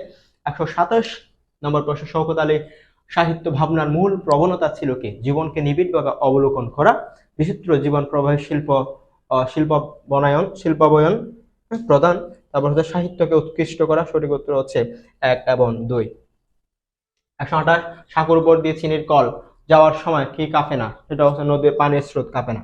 কি কাঁপে না? পানির স্রোত কাঁপে না। 129 কপিল দাস শীতের রোদে পিঠ দিয়ে আরামে ঝিমোতে পারে কেন? সেটা হচ্ছে গা ছাড়া পরিতৃপ্ত ভাবের জন্য। গা ছাড়া পরিতৃপ্ত ভাব, বুড়ো বয়সে আর কি, শীতের সময় যে হ্যাঁ গা দিয়ে গাটা রোদের দিকে তাক করে রোদ শোকায়। কিশোর কপিল দাসের সার্বক্ষণিক সঙ্গে ছিল কি? কুকুর। একটা কুকুর ছিল কালো রঙের, সেটাই হচ্ছে তার পাশে সবসময় থাকতো। এবং সেই কপিল দাসের কুকুরকে কে খেয়ে ফেলছিল? কপিল দাসের কুকুরকে একটা বাঘ খেয়ে ফেলছিল। কি? বাঘে খেয়ে ফেলছিল। কোথায় দাঁড়িয়ে কপিল দাস মাথা নাড়ায়? সেটা হচ্ছে রাস্তায়। কোথায়? রাস্তায় দাঁড়ায় সে মাথা নাড়াচ্ছিল। এরপর 133 প্রাচীনকালে আসা মানুষদের মোড়ল কে ছিল? মহিন্দর শিবনাথ। শিবনাথ কে ছিল? শিবনাথ ছিল। এর পরবর্তী প্রশ্ন 34 শিবনাথ মোড়ল ছিল। মোড়ল কি ছিল? বণিক। কে ছিল? বণিক। 135 মহেন্দ্রের বউয়ের নাম কি ছিল? মহেন্দ্রের বউয়ের নাম ছিল বিন্নি। বিন্নি বউ। কি বউ? বিন্নি বউ। এরপর দেখো 136 নম্বর প্রশ্ন। কোথায় এক সময় বাঘ ছিল? এখানে বলা হচ্ছে প্রাণনগরের জঙ্গলে, সাঁওতাল বস্তিতে, ধান খেতে এবং গ্রামে। সঠিক উত্তর হচ্ছে প্রাণনগরের জঙ্গলে। এই প্রাণনগরের জঙ্গলে হচ্ছে মূলত কি ছিল? বাঘ ছিল। এরপর হচ্ছে 137 বুড়ো মানুষের গুনগুন গুনগুন ধীর স্বরের একঘেয়েমিতে বিরক্তি লাগে কাদের? মহিলাদের, বাচ্চাদের, বয়স্কদের, অভিভাবকদের। বাচ্চাদের বিরক্তি লাগে কাদের? বাচ্চাদের বিরক্তি লাগে। 138 নম্বর প্রশ্ন। কপিল দাসকে কে দাদা বলে ডেকে উঠে? মহিন্দরের ছেলে। সঠিক উত্তর হচ্ছে কি? মহিন্দরের ছেলে। মহিন্দর হচ্ছে এই কপিল দাসের ছেলে ছিল, এবং মহিন্দরের ছেলে ছিল আবার কি? মহিন্দরের ছেলেই হচ্ছে মূলত এই কপিল দাসকে দাদা বলছে, মানে কপিল দাসের নাতি। 139 তীরটা বাঘের কোথায় গিয়ে গেঁথেছিল? সেটা হচ্ছে একেবারে বুক বরাবর। একেবারে কি? বুক বরাবর গেঁথেছিল। এরপরে 140 যেন সে কিশোর খালে ফিরে গিয়েছে। এখানে কার কথা বলা হচ্ছে? কপিল দাসের কথা। কার কথা? কপিল দাসের কথা বলা হচ্ছে। এরপরে হচ্ছে 141 ওদিকে গোপীনাথ কিছুই বললে না। এর কারণ হলো গোপীনাথের স্বার্থপরতা, কাপুরুষতা এবং সজাত্যবোধহীনতা। সঠিক উত্তর হচ্ছে ভাই 2 এবং 3। কাপুরুষ ছিল না, গোপীনাথ কখনো কাপুরুষ ছিল না। হাফন শব্দের অর্থ কি? হাফন শব্দের অর্থ হচ্ছে বালক। হাফন শব্দের অর্থ হচ্ছে কি? বালক। এরপর 143 নম্বর প্রশ্ন। আধিয়ার শব্দের অর্থ কি? আধিয়ার শব্দের অর্থ হচ্ছে বর্গাদার। আধিয়ার শব্দের অর্থ হচ্ছে কি? বর্গাদার। এরপর হচ্ছে এই উদ্দীপকটি পরে 144 এবং 145 নম্বর প্রশ্নের উত্তর করতে হবে। 2024 সালে স্বৈরাচারের পতনের আন্দোলনে জয়পুরহাট সরকারি কলেজের একজন প্রাক্তন সমন্বয়ক, তার নাম হচ্ছে বিশাল। বিশাল ও তার বন্ধুদের বিদ্রোহী চেতনা দেখে বিশালের দাদা আলাউদ্দিনের মুক্তিযুদ্ধের সময়ের কথা মনে পড়ে যায়। তিনিও নতুন প্রজন্মের উৎসাহে এই আন্দোলনে যোগ দেন। একজন মুক্তিযোদ্ধা, আবার কি এই যে আমাদের স্বৈরাচার পতনের যে আন্দোলন, সেখানে যোগ দিয়েছেন। তাহলে আমাদের প্রশ্ন হচ্ছে এই জায়গায়, উদ্দীপকের স্বৈরাচারের বৈশিষ্ট্য গল্পে কিভাবে ফুটে উঠেছে? মহাজনের কর্মকাণ্ডের মাধ্যমে, মোড়লের সিদ্ধান্তের মাধ্যমে, সাঁওতালের বিদ্রোহের মাধ্যমে এবং কপিল দাসের স্মৃতিকাতরতার মাধ্যমে। সঠিক উত্তর হচ্ছে ক নাম্বার, মহাজনের কর্মকাণ্ডের মাধ্যমে। মহাজনরা যে তাদের অধীনস্থ যারা কৃষক ছিল তাদের উপর যে নির্যাতন নিপীড়ন চালাচ্ছিল, এটার মাধ্যমে এই বৈশিষ্ট্যটা প্রকাশ পেয়েছে, যে স্বৈরাচারের যে বৈশিষ্ট্য ছিল সেটি। আলাউদ্দিনের সাথে কপিল দাসের সাদৃশ্য কোনটা? নতুন প্রজন্মের কাছ থেকে উৎসাহ প্রাপ্তি, ভূমি দখলের দুশ্চিন্তা, বৃদ্ধ বয়সের সংগ্রামে অংশগ্রহণ। সঠিক উত্তর হচ্ছে 1 এবং 3। এরপর উদ্দীপকটি পড়ে আমাদের 146 এবং 147 নম্বর প্রশ্নের উত্তর করতে হবে। চাকমারা পার্বত্য চট্টগ্রামে বাস করে। তারা মূলত পাহাড়ে জমশাস করে জীবন ধারণ করে। তাদের নিজস্ব ভাষা রয়েছে। পাহাড়ের কোলে বেড়ে ওঠা চাকমারা যুগে যুগে শোষণ, অন্যায়ের বিরুদ্ধে প্রতিবাদ করেছে। তাহলে প্রশ্ন, চাকমাদের নিজস্ব ভাষা কপিল দাস মুর্মুরের শেষ কাজ গল্পের কোন দিকটিকে প্রতিনিধিত্ব করে? সেটা হচ্ছে পোষণা পরব, সাঁওতালি কথন ভঙ্গি, তারপর হচ্ছে নান্দনিক শব্দ যোজনা, যথোপযুক্ত প্রেক্ষাপট সৃজন। সঠিক উত্তর হচ্ছে সাঁওতালি কথন ভঙ্গি বা কথা বলার স্টাইল যেটাকে বলা যায়। তার হচ্ছে 147 নম্বর প্রশ্ন, উদ্দীপকের চাকমাদের সাথে সাঁওতালের মিল রয়েছে কোনটা? চাষাবাদে, পরিশ্রমী জীবনযাপনে, অন্যায়ের প্রতিবাদে। 1 2 3 সঠিক উত্তর 1 2 3। লেখক হিসেবে আখতারুজ্জামান ইলিয়াসের বিশেষত্ব কি ছিল? লেখার গুণগত উৎকর্ষ, বিচিত্রধর্মী সৃষ্টি, মনস্তত্ত্ব বিশ্লেষণ, বহু সংখ্যক রচনা। সঠিক উত্তর হচ্ছে লেখার গুণগত উৎকর্ষ। 149, নুরুল হুদা পাকিস্তানি হানাদার বাহিনী তলব করেছে কেন? কমান্ডারদের নির্দেশে, প্রিন্সিপালের অভিযোগে, মুক্তিযোদ্ধাদের সহযোগী ভেবে। কিভাবে? মুক্তিযোদ্ধাদের সহযোগী ভেবে। 150, পাকিস্তানকে বাঁচাতে হলে স্কুল কলেজ থেকে সহায়তা হটাতে হবে, এই কথাটি কে বলেছে? প্রিন্সিপাল। কি বলেছিল প্রিন্সিপাল? ডক্টর আফাজ আহমেদ। 151, সবই তো নর্মাল হয়ে আসছে, সবই তো নর্মাল হয়ে আসছে, এই বাক্যে প্রকাশিত হয়েছে। কি প্রকাশিত হয়েছে? সম্ভাবনা, ব্যঙ্গ, সন্তুষ্টি, আশা। সঠিক উত্তর হচ্ছে ব্যঙ্গ। এটা কি প্রকাশ পেয়েছে? ব্যঙ্গ প্রকাশ পেয়েছে। ওকে। এরপর হচ্ছে 152 নম্বর প্রশ্ন, রেইনকোট গল্পের রেইনকোটটি কার ছিল? বা এটা হচ্ছে মুক্তিযোদ্ধা মিন্টু বা শ্যালক ছিল যিনি, গল্প কথকের শ্যালক। 153, মুক্তিযুদ্ধের সময় নুরুল হুদা কয়বার ভাষা পরিবর্তন করেছে? 4 বার। তিনি মোট 4 বার ভাষা পরিবর্তন করেছে। এরপর হচ্ছে 154, রেইনকোট গল্পে উর্দুর প্রফেসর কে ছিলেন? আকবর সাজিদ। কে ছিল? আকবর সাজিদ উর্দুর প্রফেসর ছিলেন। 155 নম্বর প্রশ্ন, রেইনকোট গল্পের প্রিন্সিপাল আজকাল কাকে তোয়াজ করে বা খোঁজ খবর করে? আকবর সাজিদকে, কারণ তিনি উর্দুর প্রফেসর, একটু পাকিস্তানি যাবত উর্দু ভাষায় কথা বলে এই জন্য। 156 নম্বর প্রশ্ন, একটা জিপ উড়াইয়া দিছে, কমপক্ষে 5টা খানসামা খতম। হ্যাঁ, তথ্যটি রেইনকোট গল্পের কোন চরিত্রের মাধ্যমে পাওয়া যায়? সেটা হচ্ছে দোকানদার বেটাটা। এটা হচ্ছে এই দোকানদার বেটা ছিল একটু বাচাল টাইপের। বাচাল হচ্ছে যিনি অপ্রয়োজনীয় কথা বলেন। তাহলে রেইনকোট গল্পে নুরুল হুদা কোন বিষয়ে লেকচারার ছিলেন? সেটা হচ্ছে কেমিস্ট্রি। কি ছিল? কেমিস্ট্রি লেকচারার ছিলেন। এরপর হচ্ছে 158 নম্বর প্রশ্ন, মিলিটারি প্রাদুর্ভাবের পর থেকে কাকে দেখে কলেজের সবাই সবাই তটস্থ থাকতো, বিব্রত বোধ করতো? সে হচ্ছে পিয়ন ভাই, পিয়ন। হ্যাঁ, প্রিন্সিপালের চাইতে যার ক্ষমতা বেশি থাকে। মিসক্রিয়ান্টরা সব খতম, মানে মিসক্রিয়ান্ট মানে শব্দের অর্থ হচ্ছে দুষ্কৃতিকারী। এখানে পাকিস্তানি মিলিটারিরা মুক্তিযোদ্ধাদের হেয় প্রতিপন্ন করার জন্য, নিচু করে দেখার জন্য তাদেরকে মিসক্রিয়ান্ট বলে কি করতো? সম্বোধন করতো, ডাকতো। তাহলে এখানে মুক্তি ফৌজকে নির্দেশ করা হচ্ছে। 160 নম্বর প্রশ্ন, শান্তি কমিটির চেয়ারম্যান সাহেবের পাকিস্তানের জন্য দরদের অন্ত নেই। কি? দরদের কোনো অন্ত নেই, শান্তি কমিটির চেয়ারম্যান। এই লোকটার সাথে কার রেইনকোট গল্পে কার মিল খুঁজে পাওয়া যায়? ভাই কার আছে? Doctor Afaz Ahmed, principal doctor Afaz Ahmed, যিনি কিনা পাকিস্তানের জন্য দোয়া দরুদ পড়ে। হ্যাঁ, আর ওইদিকে শান্তি কমিটির চেয়ারম্যানেরও একই অবস্থা। নুরুল হুদা এক্সট্রা তটস্থ থাকতে হয় কেন? পাকিস্তানের ভয়ে না, প্রিন্সিপালের ভয়ে কখনো না, মিন্টুর জন্য। মিন্টু যে মুক্তিযুদ্ধে যোগ দিতে যাচ্ছে, যোগ দিয়েছে, এটা যদি কেউ জানে ভাই তাদের খবর আছে। এদিকে নুরুল হুদা ছিল একটু ভীতু প্রকৃতির মানুষ। রংপুর দিনাজপুরে হাফের বেশি জায়গা স্বাধীন হওয়ার খবরটি কোন সূত্রে পাওয়া যায়? সেটা হচ্ছে বিবিসি কইছে, এরকম বলে বলা হচ্ছে। বিবিসি কইছে রংপুর দিনাজপুরের হাফের বেশি জায়গা কি হয়ে গেছে? স্বাধীন হয়ে গেছে। বিবিসি বাংলা আর কি। কলেজে মোট কটা আলমারি আনা হয়েছিল? নুরুল হুদা মিলিটারিদের জানায় 10টা আলমারি আনা হয়েছিল। এবং 164 নম্বর প্রশ্ন, রেইনকোট গল্পে সাবকের বাড়ির দিকে নুরুল হুদার আর মন দেওয়া হয়ে ওঠে না কেন? আঘাত সয়ে যাওয়ায়, মৃত্যু নিশ্চিত জানায়, মুক্তিযোদ্ধাদের সম্পর্কে গভীর ভাবনায় শরীর অবশ্যই যাবে। মুক্তিযোদ্ধাদের সম্পর্কে গভীর ভাবনায় নিমজ্জিত হওয়ার কারণে।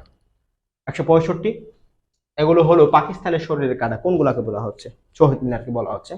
তাহলে এখানে কারণ রেইনকোট গল্পে এগুলো বাঙালির জাতীয়তাবোধ জাগিয়ে রাখে, দেশপ্রেম উজ্জীবিত করে, যুদ্ধ জয়ের প্রেরণা যোগায়। সঠিক উত্তর হচ্ছে 1 2 3। এই উদ্দীপকটি পড়ে 166 এবং 167 নম্বর প্রশ্নের উত্তর করতে হবে। 1971 সাল জুন জুলাই মাসে প্রচন্ড বর্ষা হচ্ছে, বৃষ্টির পানিতে রাস্তাঘাট ডুবে গেছে। ওই বর্ষার রাস্তার মধ্যে খাদ বুঝতে না পেরে পাকিস্তানি বাহিনীর একটি জিপ উল্টে যায়, খাদে পড়ে উল্টে গেছে।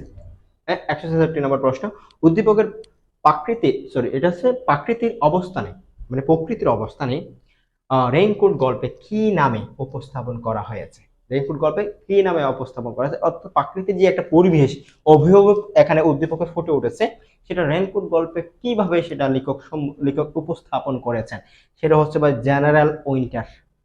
জেনারেল উইন্টার না, রাশিয়ার ছিল জেনারেল উইন্টার, আমাদের হচ্ছে জেনারেল মনসুন মানে বর্ষাকাল। বর্ষাকাল, হ্যাঁ, জেনারেল মনসুন মানে নাম্বার, নাম্বার প্রশ্ন।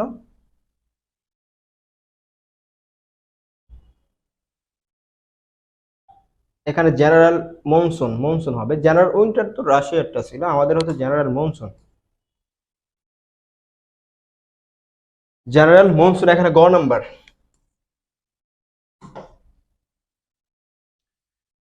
একশো 67, এই বিষয়টি 1971 সালে গুরুত্বপূর্ণ ভূমিকা রেখেছিল, কারণ পাকিস্তানের জন্য প্রতিকূল ছিল। অবশ্যই ছিল, পাকিস্তানের এই বিষয়ে উদাসীন ছিল, পাকিস্তানের এই বিষয়ে অভ্যস্ত ছিল না। সঠিক উত্তর হচ্ছে 1, 3। তারা উদাসীন কখনই ছিল না, যুদ্ধে কখনো সৈনিক কি থাকে না, উদাসীন থাকে না। এরপরে হচ্ছে পরবর্তী প্রশ্ন 168, উক্ত সাদৃশ্যের অন্তর্নিহিত কারণ স্বদেশ প্রেম, অসীম সাহসিকতা, স্বাধীনতার আকাঙ্ক্ষা। সঠিক উত্তর 1, 2, 3 তিনটাই হবে। এরপরে আমরা একটা উদ্দীপক পাচ্ছি, যে উদ্দীপকটি পড়ে 169 এবং 70 নম্বর প্রশ্নের উত্তর করতে হবে। পিতৃহীন সরল প্রকৃতির মধুলকে, বুঝতে হবে, পিতৃহীন সরল প্রকৃতির মধুলকে প্রভাবশালী মীর সাহেবের লোকেরা ধরে নিয়ে যায় এবং একটা মিথ্যা দলিলে স্বাক্ষর করতে বলে। একটা মিথ্যা দলিলে কি বলে, স্বাক্ষর করতে বলে। মৃদুলের মনে পড়ে যায় বাবার শেষ উপদেশের কথা, অন্যায়ের কাছে কখনো মাথা নত করো না। হ্যাঁ, মাথা নত করো না, বিপদের সম্ভাবনা জেনে মৃদুল তার সিদ্ধান্তে অটল থাকে।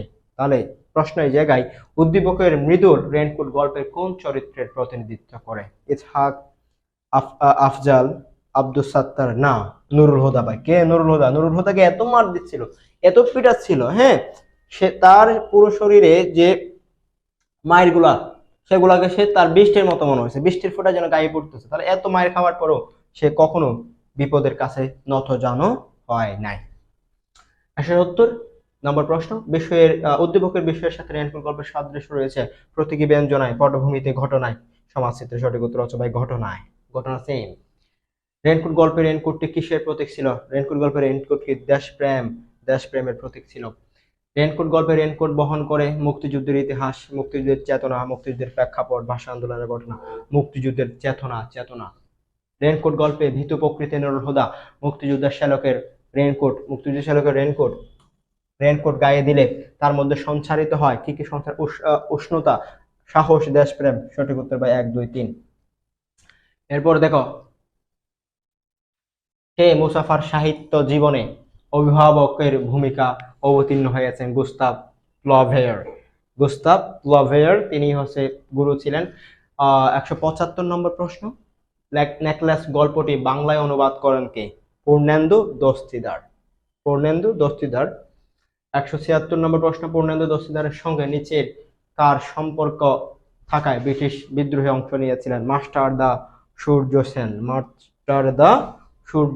177 নম্বর প্রশ্ন, গীতা বোফাসা সাহিত্য চর্চার জগৎ তৈরিতে প্রভাব পড়েনি রাজনৈতিক দৃষ্টিভঙ্গি, সামাজিক চেতনায়, ধর্মীয় বোধ। সঠিক উত্তর হচ্ছে ভাই 1, 2, 3।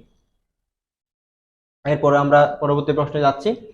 তার বাসকক্ষের মানে যেখানে তিনি বসবাস করেন, বাসকক্ষে দারিদ্র, হতশ্রী দেয়াল, জীর্ণ চেয়ার এবং বিবর্ণ জিনিসপত্রের জন্য সে ব্যতীত হতো। নেকলেস গল্পে মাতিল দ্বারা এই অনুভূতির কারণ উচ্চাকাঙ্ক্ষা ভাই। উচ্চাকাঙ্ক্ষা মানে বামন হয়ে চাঁদে হাত বাড়ানোর পরিকল্পনার কারণে। নেকলেস গল্পে মাতিলদার পোশাক তৈরি করতে খরচ হয়েছিল 4 সোফা। কয় সোফা? 4 সোফা খরচ হয়েছিল। এরপর হচ্ছে নেকলেস গল্পের মাদাম লুইসেলের বান্ধবীর নাম কি ছিল? মাদাম ফরেস্টিয়ার তার বান্ধবীর নাম ছিল। এরপর হচ্ছে 181 নম্বর প্রশ্ন, নেকলেস গল্পে উল্লেখিত নদীর নাম কি ছিল? উল্লেখিত নদীর নাম ছিল সিন নদী। এরপর আমরা পরবর্তী প্রশ্নে যাচ্ছি। 182 নম্বর প্রশ্ন, মাদাম ফরেস্টিয়ারের গহনার বাক্স খুলে দেখলো না। বাক্সকে দেখলো না, বান্ধবীর প্রতি এত বিশ্বাস ছিল যে সে খুলেই দেখলো না। 183, মাদাম লুইসেলের স্বামীর পেশা কি ছিল? সে ছিল একজন কেরানি ছিল। এরপরে 184, মাদাম লুইসেলের স্বামী কোন অফিসে? শিক্ষা পরিষদ অফিসে চাকরি করত। এরপরে 185 নম্বর প্রশ্ন, একটু দেখো। মাদাম লুইসেলের স্বামীর সন্ধ্যায় খাম নিয়ে উচ্ছ্বসিত হয়ে ঘরে ফেরা কি প্রমাণ করে? উচ্ছ্বসিত হয়ে ঘরে ফেরা কি প্রমাণ করে? স্ত্রীর প্রতি কৃতজ্ঞতা, স্ত্রীর প্রতি দায়িত্ববোধ, স্ত্রীর প্রতি ভালোবাসা। কি ভালোবাসা ভাই? 186 নম্বর প্রশ্ন, জনশিক্ষা মন্ত্রী তার নিজ বাসগৃহে মর্শিয়ে, এখানে একটা চন্দ্রবিন্দু হবে, মর্শিয়ে ও মাদাম লুইসেলের উপস্থিতি কামনা করেছিলেন কত তারিখে ভাই? তারিখটা হচ্ছে 18ই জানুয়ারি। তারিখটা হচ্ছে কি 18ই জানুয়ারি। জনশিক্ষা পরিষদের যে একটা অনুষ্ঠান, সেখানে তাদের দাওয়াত দেওয়া হয়েছিল। 187 নম্বর প্রশ্ন, ওই দুঃখজনক দেনা শোধ করা প্রয়োজন মাতিলদার এমন ভাবনা কিসের পরিচয়? ব্যক্তিত্ববোধ। অন্যের কাছে কেন ঋণী হয়ে থাকবে? সেই ঋণী হওয়ার যে বিষয়টা, সেটাকে সে মোচন করে ফেলতে হবে। এটি হচ্ছে ব্যক্তিত্ব। ঋণী হয়ে থাকা যাবে না, এটা মোচন করতে হবে। 188 নম্বর প্রশ্ন, হীরার হারটি কয়দিন বিক্রি না করার জন্য মি ও মাদাম লুইসের বিক্রেতাকে অনুরোধ করেছিলেন? সেটা হচ্ছে 2, 4, 3, 5, সম্ভবত শিওর 3 দিন। এরপর পরবর্তী প্রশ্ন, মাদাম ফোরেস্টারের নেকলেসের মূল্য, নেকলেস যেটা নকল নেকলেস বা গলার হার ছিল, সেটা মূল্য ছিল বা শুধু 500 ফা। 500 ফা। এটা ফ্রা, কিন্তু ফা না, এটা মাথায় রাখতে হবে, এটা হচ্ছে ফ্রা।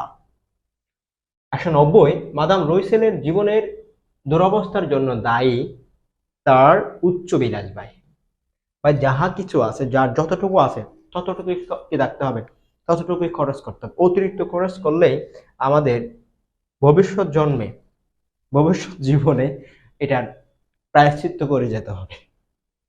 191 নম্বর প্রশ্ন, মাদাম লুইসেল তার সহপাঠিনীর সঙ্গে দেখা করে ফিরে এসে কষ্টে থাকতেন কারণ বান্ধবী ধনী হবে। ইয়েস, বান্ধবীর আচরণে না, বান্ধবী কষ্ট দিত না, তার বান্ধবী ভালো ছিল। নিজের আর্থিক অবস্থার কথা ভেবে 1 এবং 3 ভাই।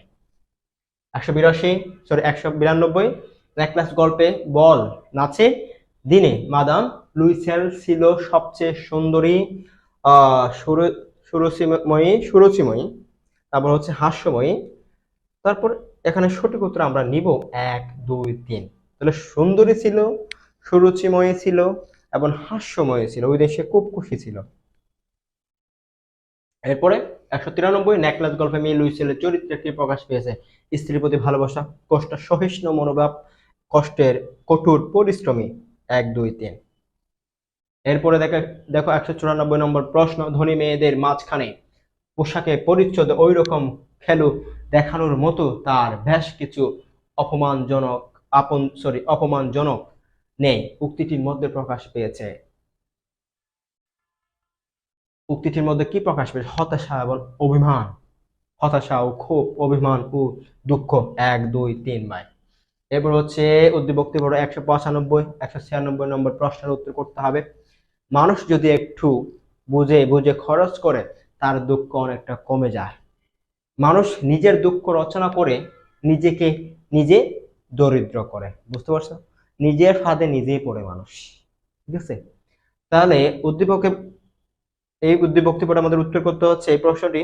উদ্দীপকে নেকলেস গল্পে যে সব ভাবের প্রতিফলন হয়েছে তা হলো উচ্চাকাঙ্ক্ষা, মিতব্যয়ী জীবন এবং পরশ্রী কাতর। সঠিক উত্তর হচ্ছে 1 এবং 3। মিতব্যয়ী নয় তারা। 196 নম্বর প্রশ্ন, উদ্দীপক নেকলেস গল্প থেকে শিক্ষণীয় বিষয় হলো আয় বুঝে ব্যয় করা, অবশ্যই। অন্যের ভালো দেখে কাতর না হওয়া, অবশ্যই। উচ্চাকাঙ্ক্ষা প্রশ্রয় না দেওয়া। 1, 2, 3। 197 নম্বর প্রশ্ন, এক সময় ফরাসি মুদ্রা কি ছিল? ফরাসি মুদ্রা ছিল ফ্রা। আমাদের 198 নম্বর প্রশ্ন, ফরাসি ভাষায় নেকলেস গল্পের শুদ্ধ বানান কি? লা পেরুই। লা পেরুই। এরপর এই উদ্দীপকটি পড়ে 199 এবং 200 নম্বর প্রশ্নের কি করতে হবে? উত্তর করতে হবে। বড়লোক আত্মীয়ের বাড়িতে যাওয়ার জন্য তাহমিদ বন্ধুর দামে মোটর সাইকেল ধার করে নেয়। রাতে গাড়িটি চুরি হয়ে যায়। সেই বিষয়টি বন্ধুকে জানালে বন্ধু বলে, কি আর করার, যা হওয়ার সে তো হয়েছে। তারপরে বন্ধুকে চাপ দিল না, কি দিল না? চাপ দিল না। তাহলে উদ্দীপকটি পড়ে উদ্দীপকের তাহমিদ নেকড়ের গল্পের কোন চরিত্রের প্রতিনিধিত্ব করে? সেটা হচ্ছে লুইসেল, মাতিলদা, লুইসেল এবং হচ্ছে ফোরস্টিয়ার, মেডোনা। ফোরস্টিয়ার কি হবে? মাতিলদা সঠিক উত্তর। এখানে কি নিতে হবে? মাতিলদা, ফোরস্টিয়ার হচ্ছে না। মানে এখানে মূলত সেই ব্যক্তিকে বোঝানো হচ্ছে যিনি হারিয়েছেন। ঠিক আছে, যিনি হারিয়েছেন এটাকে বোঝানো হচ্ছে। কে হারিয়েছে? মাতিলদা।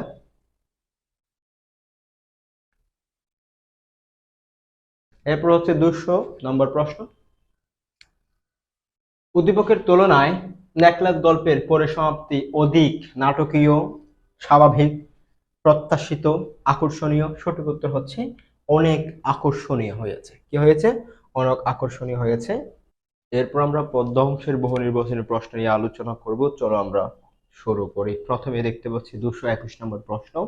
এখানে বলা হচ্ছে 17 শতকের অন্যতম শ্রেষ্ঠ কবি কে ছিলেন? জীবনানন্দ, প্রমোদ চৌধুরী, সুকান্ত ভট্টাচার্য এবং হচ্ছে আলাউল। আমরা জানি 17 শতকের অন্যতম শ্রেষ্ঠ কবি যিনি ছিলেন তিনি হচ্ছে আমাদের কবি আলাউল। এবং এরপরে 202 নম্বর প্রশ্ন আমরা যাচ্ছি। জলপথে কবি আলাউল তার পিতা কোথায় যাচ্ছিলেন? এই জলপথে কবি আলাউল ও তার পিতা কোথায়, দুজনে কোথায় যাচ্ছিলেন? তারা কি রাজশাহী যাচ্ছিলেন, নাকি তারা চট্টগ্রাম, নাকি নরসিংদী, নাকি বরিশাল? তারা সঠিক উত্তর হচ্ছে তারা দুজনেই চট্টগ্রাম যাচ্ছিলেন এবং তাদেরকে ডাকাতি করেছে তাদের সেই জলপথে যাওয়ার সময় যে বুটটা করে যাচ্ছিল সেটা। এরপর হচ্ছে ঋতুবর্ণন কবিতায় প্রথমে কোন ঋতুর বর্ণনা আছে? ঋতুবর্ণন কবিতায় প্রথমে কোন ঋতুর বর্ণনা আছে? প্রথমে হচ্ছে আমরা জানি গ্রীষ্ম, বর্ষা, শরৎ এবং হচ্ছে বসন্ত। প্রথমে বসন্ত ঋতুর বর্ণনা ছিল, আগে পাচ্ছে তারপর মধ্যসু মাধব, এরকম কথা বলা হয়েছে। তারপর হচ্ছে 204 নম্বর প্রশ্ন আমরা যাচ্ছি। নিগাত সময়ে, নিগাত মানে হচ্ছে গ্রীষ্ম, নিদাক মানে হচ্ছে কি? নিদাক মানে হচ্ছে গ্রীষ্ম, নিদাক মানে কি? গ্রীষ্ম। হ্যাঁ, গ্রীষ্ম সময়। হ্যাঁ, তাহলে গ্রীষ্মের সময় কি প্রচন্ড কি থাকে? গরম থাকে।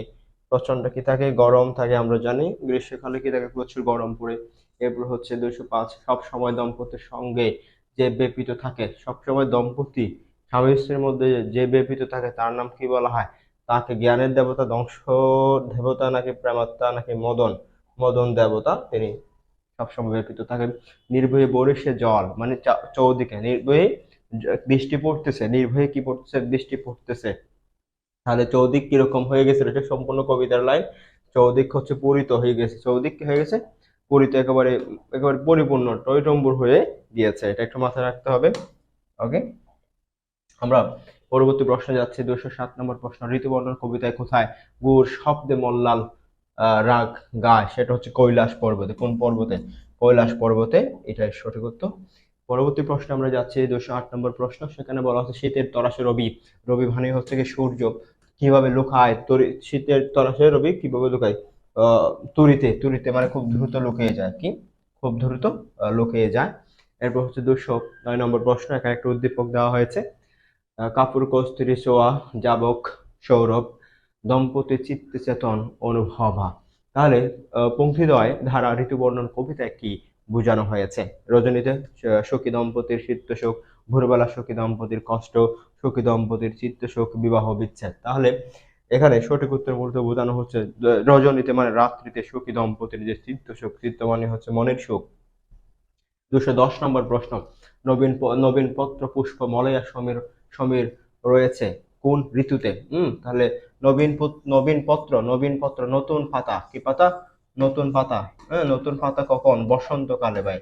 নতুন পাতা কখন জাগে? বসন্তকালে জাগে। এবং মলয়া মানে দক্ষিণ সমীর, মলয়া মানে দক্ষিণ সমীর। তাহলে এগুলো বসন্তকালীন প্রকৃতির একটা বৈশিষ্ট্য এখানে তুলে ধরা হয়েছে। নিকষা কার মা? নিকষা সতী আমার জননী। নিকষা হচ্ছে রাবণ। নিকষা হচ্ছে রাবণ। রাবণ এবং হচ্ছে বিভীষণ এবং কুম্ভকর্ণ, যিনি এই তিনজন ব্যক্তির মা ছিলেন। হ্যাঁ, তারপর হচ্ছে 212 নম্বর প্রশ্ন। বিভীষণের প্রতি মেঘনাদ কবিতায় তস্কর, তস্কর মানে হচ্ছে চোর, তস্কর মানে হচ্ছে কি? এই চোর বলে কাকে সম্বোধন করেছে? চোর বলে লক্ষণকে সম্বোধন করা হয়েছিল। নিকুম বিলায় জগখানে এই লক্ষণ যখন প্রবেশ করেছিল মেঘনাদ তাকে চোর বলে সম্বোধন করেছে। এরপর হচ্ছে বিভীষণের প্রতি মেঘনাদ কবিতায় ধীমান বলে কাকে সম্বোধন করা হয়েছে? ধীমান মানে হচ্ছে বুদ্ধিমান। কাকে বলা হচ্ছে? বিভীষণকে ধীমান বলেছেন, মেঘনাদ বলেছিলেন। তারপর হচ্ছে এস্তাফিলা বিদুরে, বিধি, বিধি মানে সৃষ্টিকর্তা, স্থানুর ললাটে। এখানে বিদু বলতে কাকে বোঝানো হচ্ছে? বিদু বলতে চাঁদ, চাঁদকে কি বোঝানো হয়েছে? হ্যাঁ। তারপর হচ্ছে পরবর্তী প্রশ্ন, বিভীষণের প্রতি মেঘনাদ কবিতায় রক্ষরতিকে কে রক্ষা করে? কে রক্ষা করে? এখানে এটাও বিভীষণ সঠিক উত্তর। এখানেও বিভীষণ সঠিক উত্তর। এরপর হচ্ছে 216 নম্বর প্রশ্ন, বিভীষণের প্রতি মেঘনাদ কবিতায় সৌমিত্রীকে, সৌমিত্রার সন্তান কে ছিল? সৌমিত্রার সন্তান ছিল লক্ষণ। সৌমিত্রার সন্তান ছিল লক্ষণ। এরপর 227 নম্বর প্রশ্ন, এই প্রশ্ন আমরা দেখতে পাচ্ছি, সচককে দেখেছ রক্ষ শ্রেষ্ঠ পরাক্রম দাসের, নিজেকে দাস বলার পিছনে মেঘনাথের কোন মনোভাবটি ক্রিয়াশীল হয়েছে? বিনয়, নিজেকে অন্যের সামনে ছোট করা, এটা নিজে আমি আমাকে ছোট করলাম, তার মানে হচ্ছে এটা বিনয়। তাহলে বিভীষণ, মেঘনাদ নিজেকে বিভীষণের সামনে ছোট করলো নিজে, তার মানে এটা বিনয়, বড়জনের সামনে বিনয় দেখানো হয়েছে। 228 নম্বর প্রশ্ন, বিভীষণের প্রতি মেঘনাদ কবিতায় নিজ কর্মদোষে হায় মজাইলা এই কনক লঙ্কা রাজা উদ্ধৃতিতে নিজ কর্মদোষ কোন প্রসঙ্গে ব্যবহৃত হয়েছে? সীতাকে অপহরণ করার প্রসঙ্গে। রাবণ সীতাকে কি করেছিল? রাবণ সীতাকে অপহরণ করেছিল। এই প্রসঙ্গকে টেনে ধরে এটা বিভীষণ কি দিয়েছে? উক্তি বর্ণনা দিয়েছে, আমি দোষ করিনি, তোমার রাজাই দোষ করেছে। তাহলে পরবর্তী প্রশ্ন, 219 নম্বর প্রশ্ন, বিভীষণের প্রতি মেঘনাদের ঘৃণাবোধ ব্যক্ত হওয়ার কারণ? বিভীষণের বিশ্বাসঘাতকতা ছিল, দেশদ্রোহিতা ছিল, বর্বরতা ছিল? 1, 2। তাহলে বর্বরতা তিনি করেননি, জাস্ট বিশ্বাসঘাতকতা করেছেন। পরবর্তী উদ্দীপকটি পড়ে আমাদের 220 এবং 221 নম্বর প্রশ্নের উত্তর করতে হবে। জীবনযাপনের সমস্ত সুবিধা নিশ্চিত থাকার পরও কেবল অসৎ সঙ্গের কারণে নেশা ও সন্ত্রাসের পথ বেছে নেয় ইকবাল। তার মানে এই বিভীষণের প্রতি মেঘনাদ কবিতা কোন চরিত্রকে তুলনা করা হচ্ছে? বিভীষণের সকল কিছু ছিল, তবু সে অন্যদের কি রামের সাহায্য প্রার্থী হয়ে যায়, রামের সঙ্গ দেয়, লক্ষণের সঙ্গ দেয়। 221 নম্বর প্রশ্নটি দেখি আমরা, উদ্দীপকটি ভাবগত দিক থেকে বিভীষণের প্রতি মেঘনাদ কবিতার কোন অংশকে ধারণ করে? যাই কি সে কচু পঙ্কিল শরীরে শৈবাল দলের দাম, নিজ কর্মদোষে হায় মজাইলা এই কনক লঙ্কা, মজিলা আপনি প্রফুল্ল কমলে কীটবাস কহতাৎ হইবে কেমন? এখানে সঠিক উত্তর হচ্ছে ভাই নিজ কর্মদোষে হায় মজাইলা এই কনক লঙ্কা, মজিলা আপনি। এরপরে দেখো গুরুত্বপূর্ণ একটা প্রশ্ন, 222 নম্বর প্রশ্ন, রবীন্দ্রনাথ ঠাকুর কত সালে সাহিত্যে নোবেল পুরস্কার পেয়েছে? এটা আমরা সবাই জানি, 1913 সালে রবীন্দ্রনাথ ঠাকুর কি পেয়েছেন? নোবেল পুরস্কার পেয়েছেন। এবং এশীয়দের মধ্যে তিনি প্রথম নোবেল পুরস্কার বিজয়ী। ঘনবর্ষা মানে তুমুল বর্ষা, ঘনবর্ষা মানে কি? তুমুল, প্রচন্ড বর্ষাকে বোঝানো হয়েছে। ঘনবর্ষা মানে কি? বর্ষা, তুমুল বর্ষা। এরপর 224 নম্বর প্রশ্ন, ধান কাটা হলো সারা মানে শেষ হয়েছে, ফসলের কাজ কি হয়েছে? মানে কাজ সম্পন্ন, নো, কর্মের পরিণতি হয়েছে, কর্মের কি হয়েছে? পরিণতি শেষ। এরপর হচ্ছে 225 নম্বর প্রশ্ন, সোনার তরী কবিতায় ভাড়া মানে প্রচুর, ভাড়া ধান রাখা হলো সারা, এইভাবে বলা হয়েছে। তাহলে পূর্ণতা বোঝাতে, বিপুল বোঝাতে বিপুল মানে প্রচুর সম্পদ বোঝাতে। 226 নম্বর প্রশ্ন, চারিদিকে বাঁকা জল করেছে খেলা, এখানে বাঁকা জল মানে কি? বাঁকা জল মানে হচ্ছে অনন্তকাল স্রোতের প্রতীক, 4 নম্বর আমাদের সঠিক উত্তর।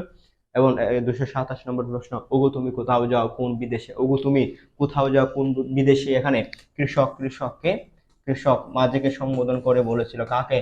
মাঝিকে সম্বোধন করে বলেছিল, ওগো কোথাও যাও তুমি বিদেশে, ভারেক ভিড়াও তরি কোলেতে এসে। হ্যাঁ, এই কথাগুলো বলেছিল। উগু বলতে মাঝিকে বোঝাচ্ছে, কাকে বোঝাচ্ছে?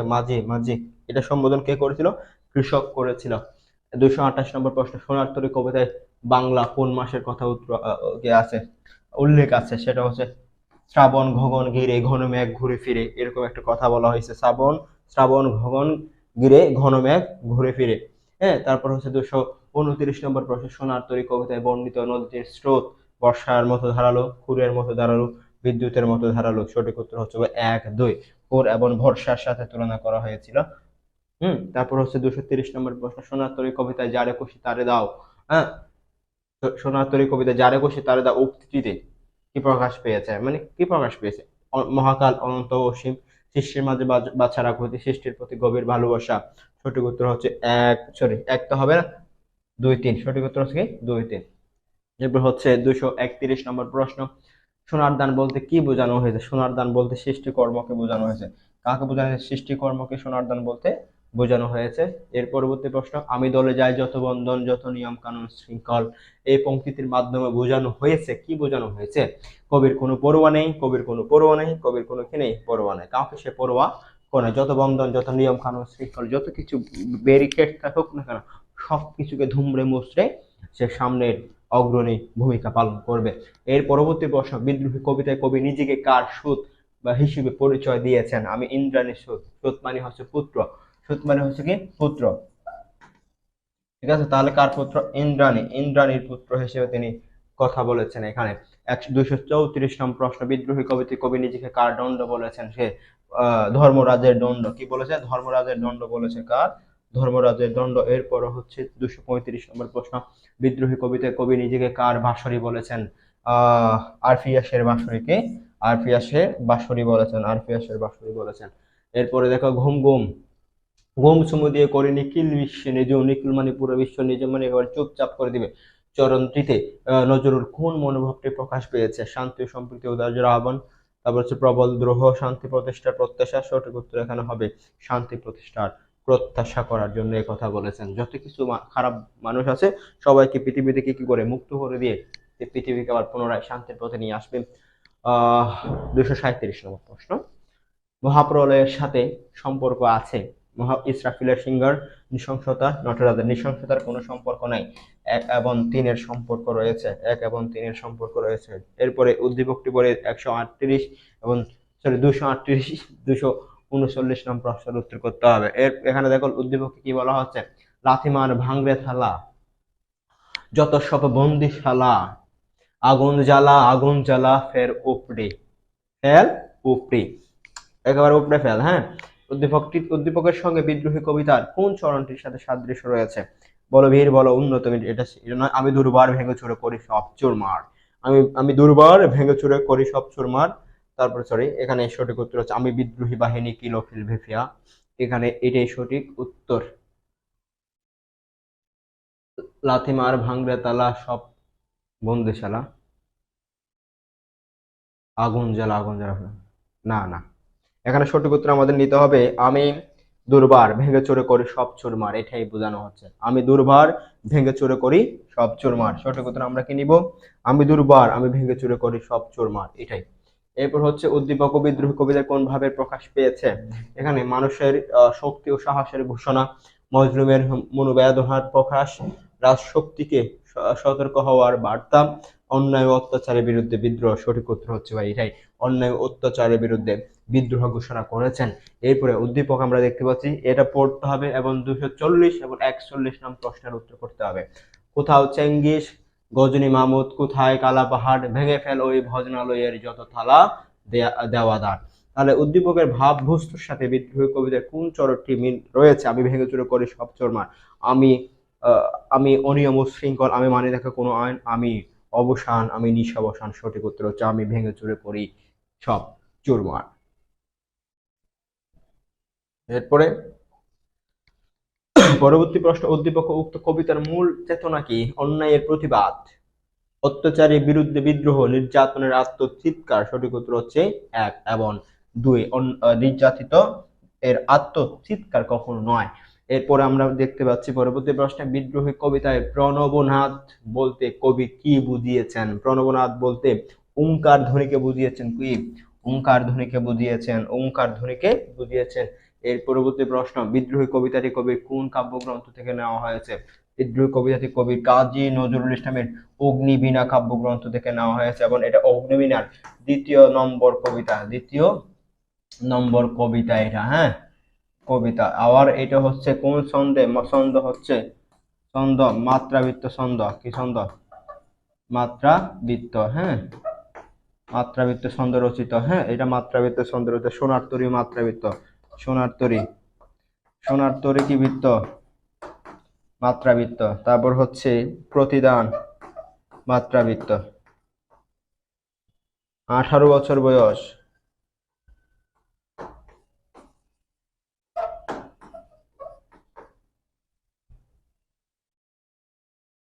তাহলে এই সকল কবিতাগুলো হচ্ছে মাত্রাবৃত্ত ছন্দে রচিত, আমাদের মাথায় রাখতে হবে এগুলা।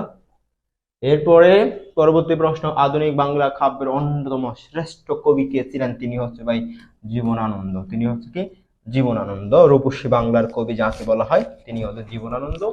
এরপরে জীবনানন্দ দাশ পেশায় কি ছিলেন? তিনি পেশায় অধ্যাপনা করেছেন এবং অধ্যাপনা বা শিক্ষকতার সাথে তিনি জড়িত ছিলেন আমরা জানি। এরপরে পরবর্তী প্রশ্ন, জীবনানন্দ দাশের কবিতাকে চিত্ররূপময় বলে আখ্যা দিয়েছেন কে? সেটা হচ্ছে রবীন্দ্রনাথ ঠাকুর। এরপর জীবনানন্দ দাশ সুচেতনাকে দূরতম দ্বীপ রূপে কল্পনা করেছেন কেন? কারণ সুচেতনা সকলের মাঝে বিরাজমান নয় বলে।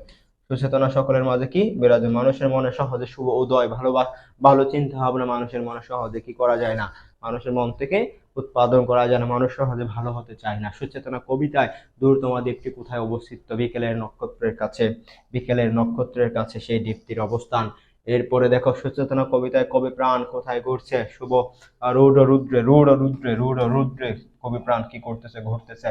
এরপর হচ্ছে 250 নম্বর প্রশ্ন, মানুষ তো পুরিনি পৃথিবীর ওই কাছে উক্তিটিতে কি প্রকাশ পেয়েছে? ইহলৌকিকতা দুনিয়াবী চিন্তা ভাবনা প্রকাশ পেয়েছে। এরপরে এই বাতাস কি পরম সূর্য করুজ্জ্বল চরণটিতে প্রকাশ পেয়েছে কি? রূঢ় বাস্তবতা আশাবাদ এবং নৈরাশ্য অধিবাস্তবতা। সঠিক উত্তর হচ্ছে আশাবাদ এখানে ব্যক্ত করেছেন কবি। এরপরে এই পৃথিবীর রক্ত সফলতা সত্য, তবু শেষ সত্য নয়। কবিতার এই চরণটিতে প্রকাশ পেয়েছে মানুষের বিফল হওয়া বা সফলতা নিয়ে পরম আশাবাদ। মানুষের বিফলতা ও সফলতার দ্বন্দ্ব অতীতে ছিল, এখনো আছে। মানুষের বিফলতা ও সফলতার দ্বন্দ্ব অতীতে ছিল, ভবিষ্যতেও থাকবে। সঠিক উত্তর হচ্ছে 1 2 3। সঠিক উত্তর হচ্ছে 1 2 3। এরপরে একটা উদ্দীপক দেওয়া হয়েছে, এটা উত্তর করতে হবে। কি কি কোন প্রশ্ন? এটা পরে উত্তর করতে হবে। 253 এবং 254 নম্বর প্রশ্ন। তবে পাল খুলো, তবে নোঙর ধুলো, এবার অনেক পথ শেষে সন্ধানে হেরার তো রং মিলবে সম্মুখে জানি। এই উদ্দীপকটি পড়ে আমাদের উত্তর করতে হবে। উদ্দীপ 253 নম্বর প্রশ্ন,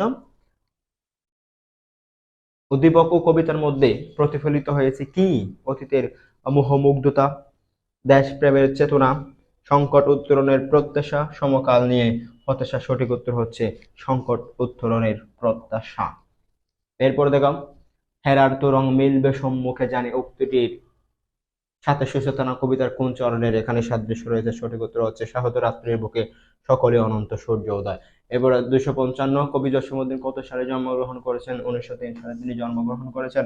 1976 তিনি কি করেছেন? মৃত্যুবরণ করেছেন। এরপর হচ্ছে 256 নম্বর প্রশ্ন, আমার এই ঘর ভাঙিয়াছে যাব আমি বাঁধি তার ঘর, সেখানে কি প্রকাশ পেয়েছে? সেখানে আমার এই ঘর ভাঙিয়াছে যাব আমি বাঁধি তার ঘর, সেখানে পরোপকার প্রকাশ পেয়েছে। ওকে। এরপর আমরা যাই, আপন করিতে কাঁদিয়া বেড়ায় যে মোরে করেছে পর, সেখানে কি প্রকাশ পেয়েছে? ক্ষমাশীলতা, মানবপ্রীতি, আন্তরিকতা এবং আত্মতৃপ্তি। সঠিক উত্তর হচ্ছে মানবপ্রীতি, মানব প্রেম। প্রতিদান কবিতায় কে পথের বিভাগী হয়েছেন? কবি স্বয়ং পথের বিভাগী হয়েছেন। এরপরে আমরা পাচ্ছি, প্রতিদান কবিতায় কেমন রজনী জাগার কথা বলা হয়েছে? দিগল মানে দীর্ঘ রজনী কি করেন? জাগেন, মানে ঘুমান না তিনি। এরপরে যে গেছে বুকেতে আঘাত হানিয়া তার লাগে আমি কাঁদি, এখানে কবির কোন মনোভাব পংক্তি দ্বারা কি বোঝানো হচ্ছে? সহমর্মিতা, আত্মসুখ, পরোপকার এবং সর্বংসহা মনোভাব। সঠিক উত্তর হচ্ছে সর্বংসহা মনোভাব। এগুলো মাথায় রাখতে হবে। প্রতিদান কবিতায় কবি বিশ্বভরা বাণ বলতে কি বোঝানো হয়েছে? বিশ্বভরা বাণ এর বিপরীতে কি? বিশ্বভরা বাণের বিপরীতে তিনি বুক ভরা গান দেন। কি দেন? বুক ভরা। বিশ্বভরা বাণ যে দেন তাকে তিনি কবি, তার বিপরীতে বুক ভরা গান দেন।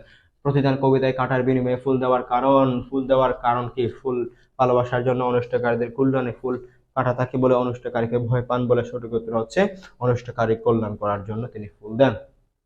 প্রতিদান কবিতায় কবি কিভাবে পৃথিবীকে সুন্দর ও বাসযোগ্য করতে চেয়েছেন? অনিষ্টকারীর উপকার করার মাধ্যমে, অনিষ্টকারীকে ক্ষমা করার মাধ্যমে, হিংসা বিভেদ হানাহানির মাধ্যমে। নো, 1 এবং 2 এখানে সঠিক উত্তর। এরপরে একটা উদ্দীপক দেওয়া হয়েছে, এটা পড়ে আমাদের 264 এবং 65 নম্বর প্রশ্নের উত্তর করতে হবে। গাহি সাম্যের গান, মানুষের চেয়ে বড় কিছু নাই, নহে কিছু মহিয়ান। তাহলে এই উদ্দীপকটি পড়ে উত্তর করতে হবে। 264 নম্বর প্রশ্ন, উদ্দীপকের ভাব প্রতিদান কবিতায় কোন ভাবটিকে কি করে ধারণ করে? সাম্যবাদ। কি ভাব? সাম্যবাদ, সমতা। এরপর উদ্দীপক ও আলোচ্য কবিতায় প্রকাশ পেয়েছে মানুষের প্রতি ভালোবাসা, মানুষের প্রতি অবহেলা কখনো না। তাহলে আমাদের সঠিক উত্তর কি দাঁড়াচ্ছে? 1 এবং 3। এরপরে 266 নম্বর প্রশ্ন, প্রতিদান কবিতার মূল উপজীব্য হলো কি? ক্ষমাশীলতা, উদারতা, পরার্থপরতা। সঠিক উত্তর 1, 2, 3 সবকিছু। এরপরে পরবর্তী প্রশ্ন, তাহারই পরে মনে কবিতায় বসন্তের আগমন সত্য কবি নীরব করে বসন্তের প্রতি বিরূপতার কারণে, ব্যক্তিগত গভীর শোকের কারণে, প্রকৃতির প্রতি বসন্তের প্রভাব না দেখে বসন্তের প্রতি অভিমানের কারণে, বা কি ব্যক্তিগত গভীর সুখের কারণে, শীতের সে শূন্যতা, তার স্বামী যে মারা গিয়েছে সেই দুঃখ বলতে পারেনি বলে।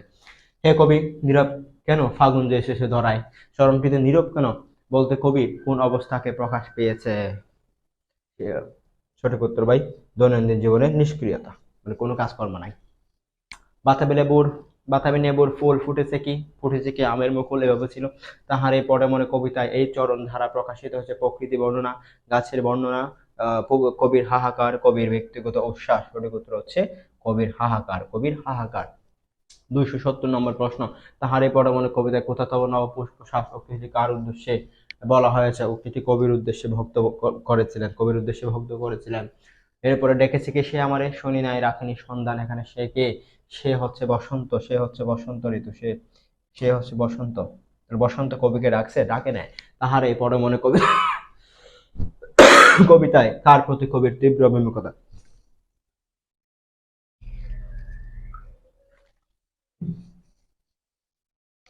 কার প্রতি কবির তীব্র ভূমিকতা? বসন্তের প্রতি, শীতের প্রতি, নিজের প্রতি, ভক্তের প্রতি। বসন্ত ঋতুর প্রতি কবির তীব্র তীব্র কি ছিল? বিমুখতা ছিল। কি ছিল? তীব্র বিমুখতা ছিল। এর পরবর্তী প্রশ্ন, তাহারই পরে মনে কবিতায় শীতকালকে মাঘের সন্ন্যাসী বলার কারণ কি ছিল? শীতকালে বারবার শীতকাল বারবার শূন্য হাতে ফিরে ফিরে আসে, শীতকাল খালি হাতে বিদায় নেয়, শীতকাল কুয়াশার চাদর গায়ে বিদায় নেয়, শীতকালে গাছের পাতা ঝরে যায়। সঠিক উত্তর হচ্ছে শীতকাল খালি হাতে বিদায় নেয়। এরপর হচ্ছে তাহার এই পরে মনে কবিতায় পুষ্প শূন্য দিগন্তের পথে চলে গিয়েছে। এখানে পুষ্প শূন্য দিগন্তের পথ বলতে এখানে কি বোঝানো হচ্ছে? সঠিক উত্তর হচ্ছে মাঘের সন্ন্যাসী। এরপর হচ্ছে তাহার এই পরে মনে কবিতায় কবি শীতকে মাঘের সন্ন্যাসী বলেছেন কেন? মাঘের শীতের তীব্রতার জন্য, শীতের রিক্ততার জন্য, কুয়াশার চাদরের জন্য। সঠিক উত্তর ভাই 2 এবং 3। 1 নম্বর কখনোই না। এরপরে উদ্দীপক দেখতে পাচ্ছি, এটা পরে আমাদের দুটা প্রশ্নের উত্তর করতে হবে, 276 এবং 277 নম্বর প্রশ্ন। মজনু মন থেকে লাইলির শোক মুছে ফেলার জন্য তার বন্ধুরা তাকে নিয়ে বসন্ত উদযাপনের আয়োজন করে, কিন্তু মজনুর মন তাতে শান্ত হয় না। পূর্ণিমার চাঁদ তার মনে জ্বালা ধরায়, কোকিলের তান ভালো লাগে না। তাহলে বলা হচ্ছে উদ্দীপকের সাথে তাহার এই পরে মানে কবিতায় যে সাদৃশ্য খুঁজে পাওয়া যায় তা মূলত মনস্তাত্ত্বিক প্রকৃতির বর্ণনায়, কবির বিষণ্ণতায় এবং হচ্ছে উপস্থাপনগত। সঠিক উত্তর হচ্ছে ভাই কবির বিষণ্ণতা। এরপরে 277, কোকিলের তান আর ভালো লাগে না, নিচের কোনটিতে এই উক্তিটির ভাবের প্রতিফলন ঘটেছে? যদিও এসেছে তবু তুমি তার করিলে বিদায়, বসন্ত বন্দনা তবু কণ্ঠে শুনি। হ্যাঁ, সে ভুলে নিত এসেছে ফাগুন সরিয়া, পুষ্পরতি লবে নাকি ঋতুর রাজন। সঠিক উত্তর হচ্ছে যদিও সে এসেছে তবু তুমি তারে করিলে বিদায়। এরপরে কোহেলি অর্থ হচ্ছে কুয়াশা, কোহেলি অর্থ হচ্ছে কুয়াশা, কোহেলি অর্থ কুয়াশা। এর পরবর্তী প্রশ্ন, উত্তরী অর্থ কি? উত্তরী অর্থ হচ্ছে চাদর, উত্তরী অর্থ কি? চাদর। এগুলো কিন্তু খুবই গুরুত্বপূর্ণ। তাহলে কোহেলি উত্তরী শব্দের অর্থ কি হবে? কোহেলি উত্তরী শব্দ, তাহলে পরে মনে কবিতায় ব্যবহৃত কোহেলি উত্তরী, এটার অর্থ কি? এটার অর্থ হচ্ছে কুয়াশার চাদর। এটার অর্থ কি? কুয়াশার চাদর। ওকে। এরপরে তাহারে বড় মনে কবিতাটির গঠন রীতি কোন বৈশিষ্ট্যের বর্ণনাত্মক নাটকীয়, নাটকীয় ভাই কি নাটকীয় বৈশিষ্ট্য রয়েছে এখানে। ফরুক আহমেদের পিতা নাম কি? সৈয়দ আলী, সৈয়দ হাতেম আলী, সৈয়দ নিসার আলী, সৈয়দ আমির আলী, সৈয়দ হাশেম আলী। সঠিক উত্তর হচ্ছে সৈয়দ হাতেম আলী। এরপর হচ্ছে জীবনের পথে পথে অভিজ্ঞতা কুড়ায় প্রচুর, এখানে কাদের কথা বলা হচ্ছে? এখানে জলদস্যু জলদস্যু তীরে, পদ্মা তীরের মানুষ, সংগ্রামে শাসী নির্ভীক জওয়ান। সঠিক উত্তর হচ্ছে জলদস্যুরা। কেঁপেছে তোমাকে দেখে জলদস্যু দুরন্ত হারমান। এখানে পদ্মার কোন দিকটি মুখ্য হয়ে উঠেছে? সেটা হচ্ছে প্রমত্তর ও ভয়ঙ্কর, বা ভয়ঙ্কর যে রূপটা সেটা।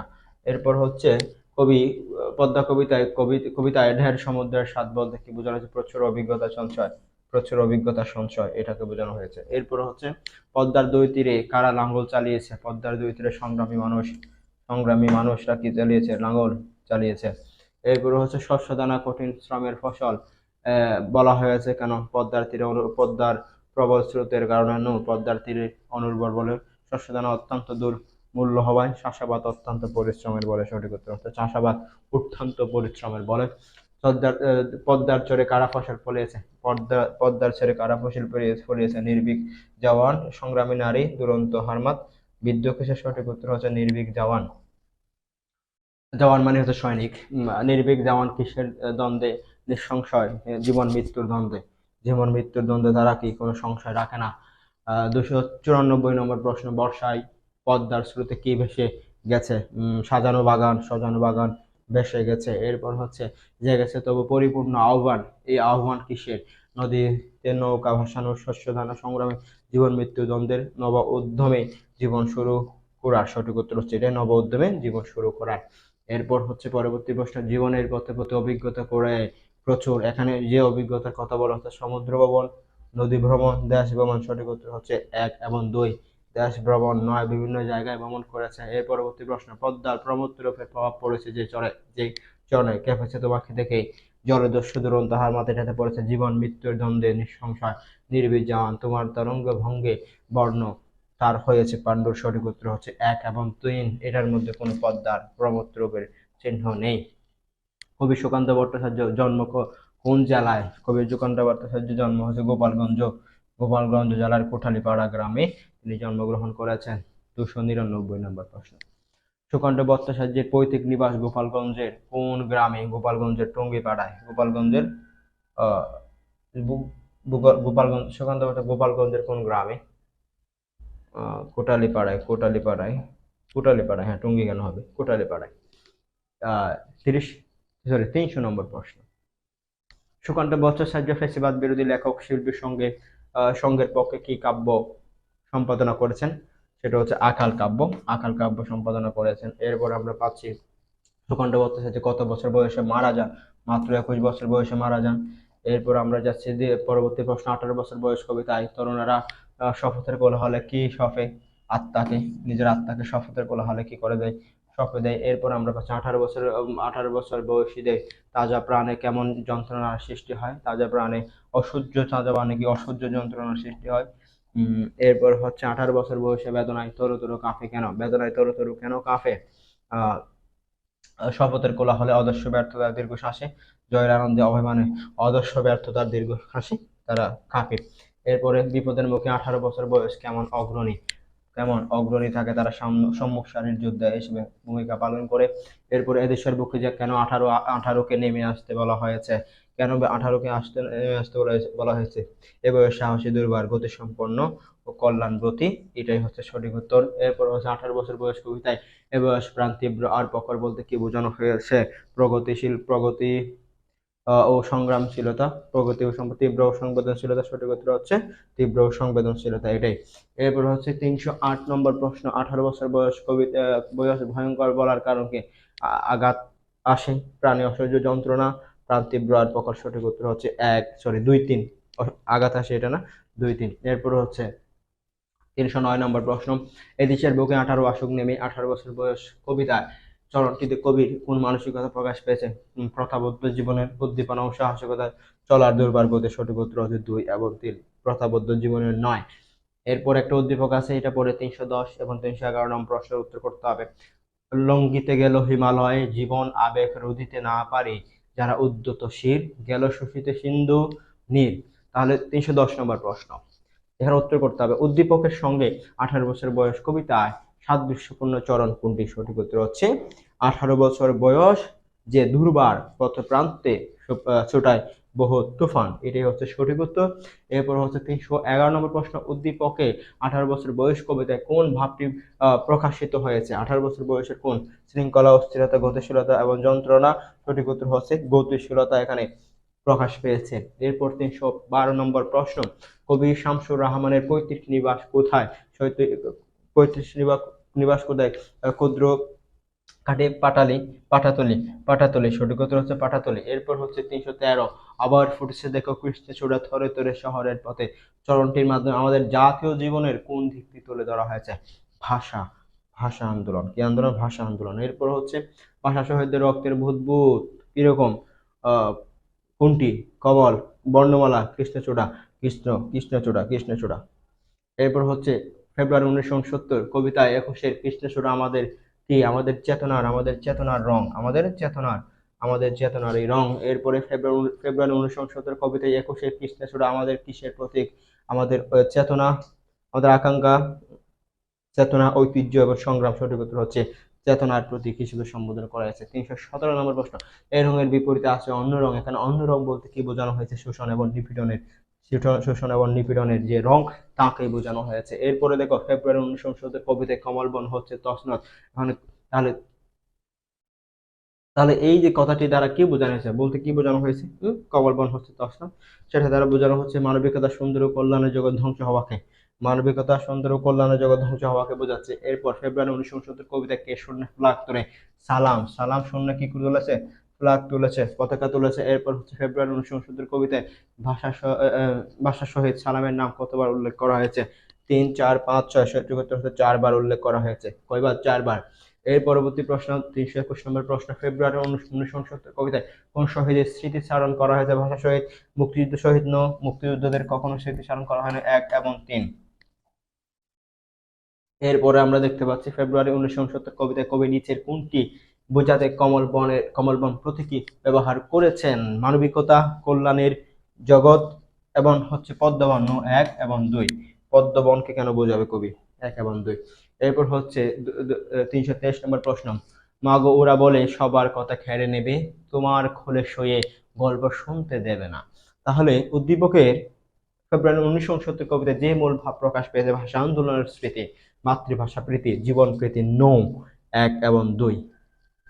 এরপরে আমি কিংবদন্তির কথা বলছি কবিতা অনুসারে পূর্বপুরুষের করতলে কিসের সৌরভ ছিল? পলিমাটির। কারণ তারা কি ছিলেন? কৃতদাস ছিল। তারপর হচ্ছে আমি কিংবদন্তির কথা বলছি কবিতায় রক্ত জবার মতো ক্ষত ধারা কি বোঝানো হয়েছে? আঘাতের চিহ্ন। কিসের চিহ্ন? আঘাতের চিহ্নকে বোঝানো হয়েছে। এরপরে কবিতাকে কবি কি বলে অভিহিত করেছেন? অতি উনুনের আগুন না কর্ষিত জমের শস্যদানা? প্রতিটি শস্যদানা হচ্ছে কবিতা বলে কবি সম্বোধন করেছেন। 327 নম্বর প্রশ্ন, কর্ষিত জমির প্রতিটি শস্যদানা কি? কর্ষিত জমির প্রতিটি শস্যদানা হচ্ছে কবিতা। এই কথাটি কবি বলেছিলেন। হ্যাঁ। 328, আমি কিংবদন্তির কথা বলছি কবিতায় যে কবিতা শুনতে জানে না সে কি শুনবে? সে হচ্ছে ঝড়ের আর্তনাদ শুনবে। এরপর হচ্ছে আমি কিংবদন্তির কথা বলছি কবিতায় উজ্জ্বল জানালা বলতে কি বোঝানো হয়েছে?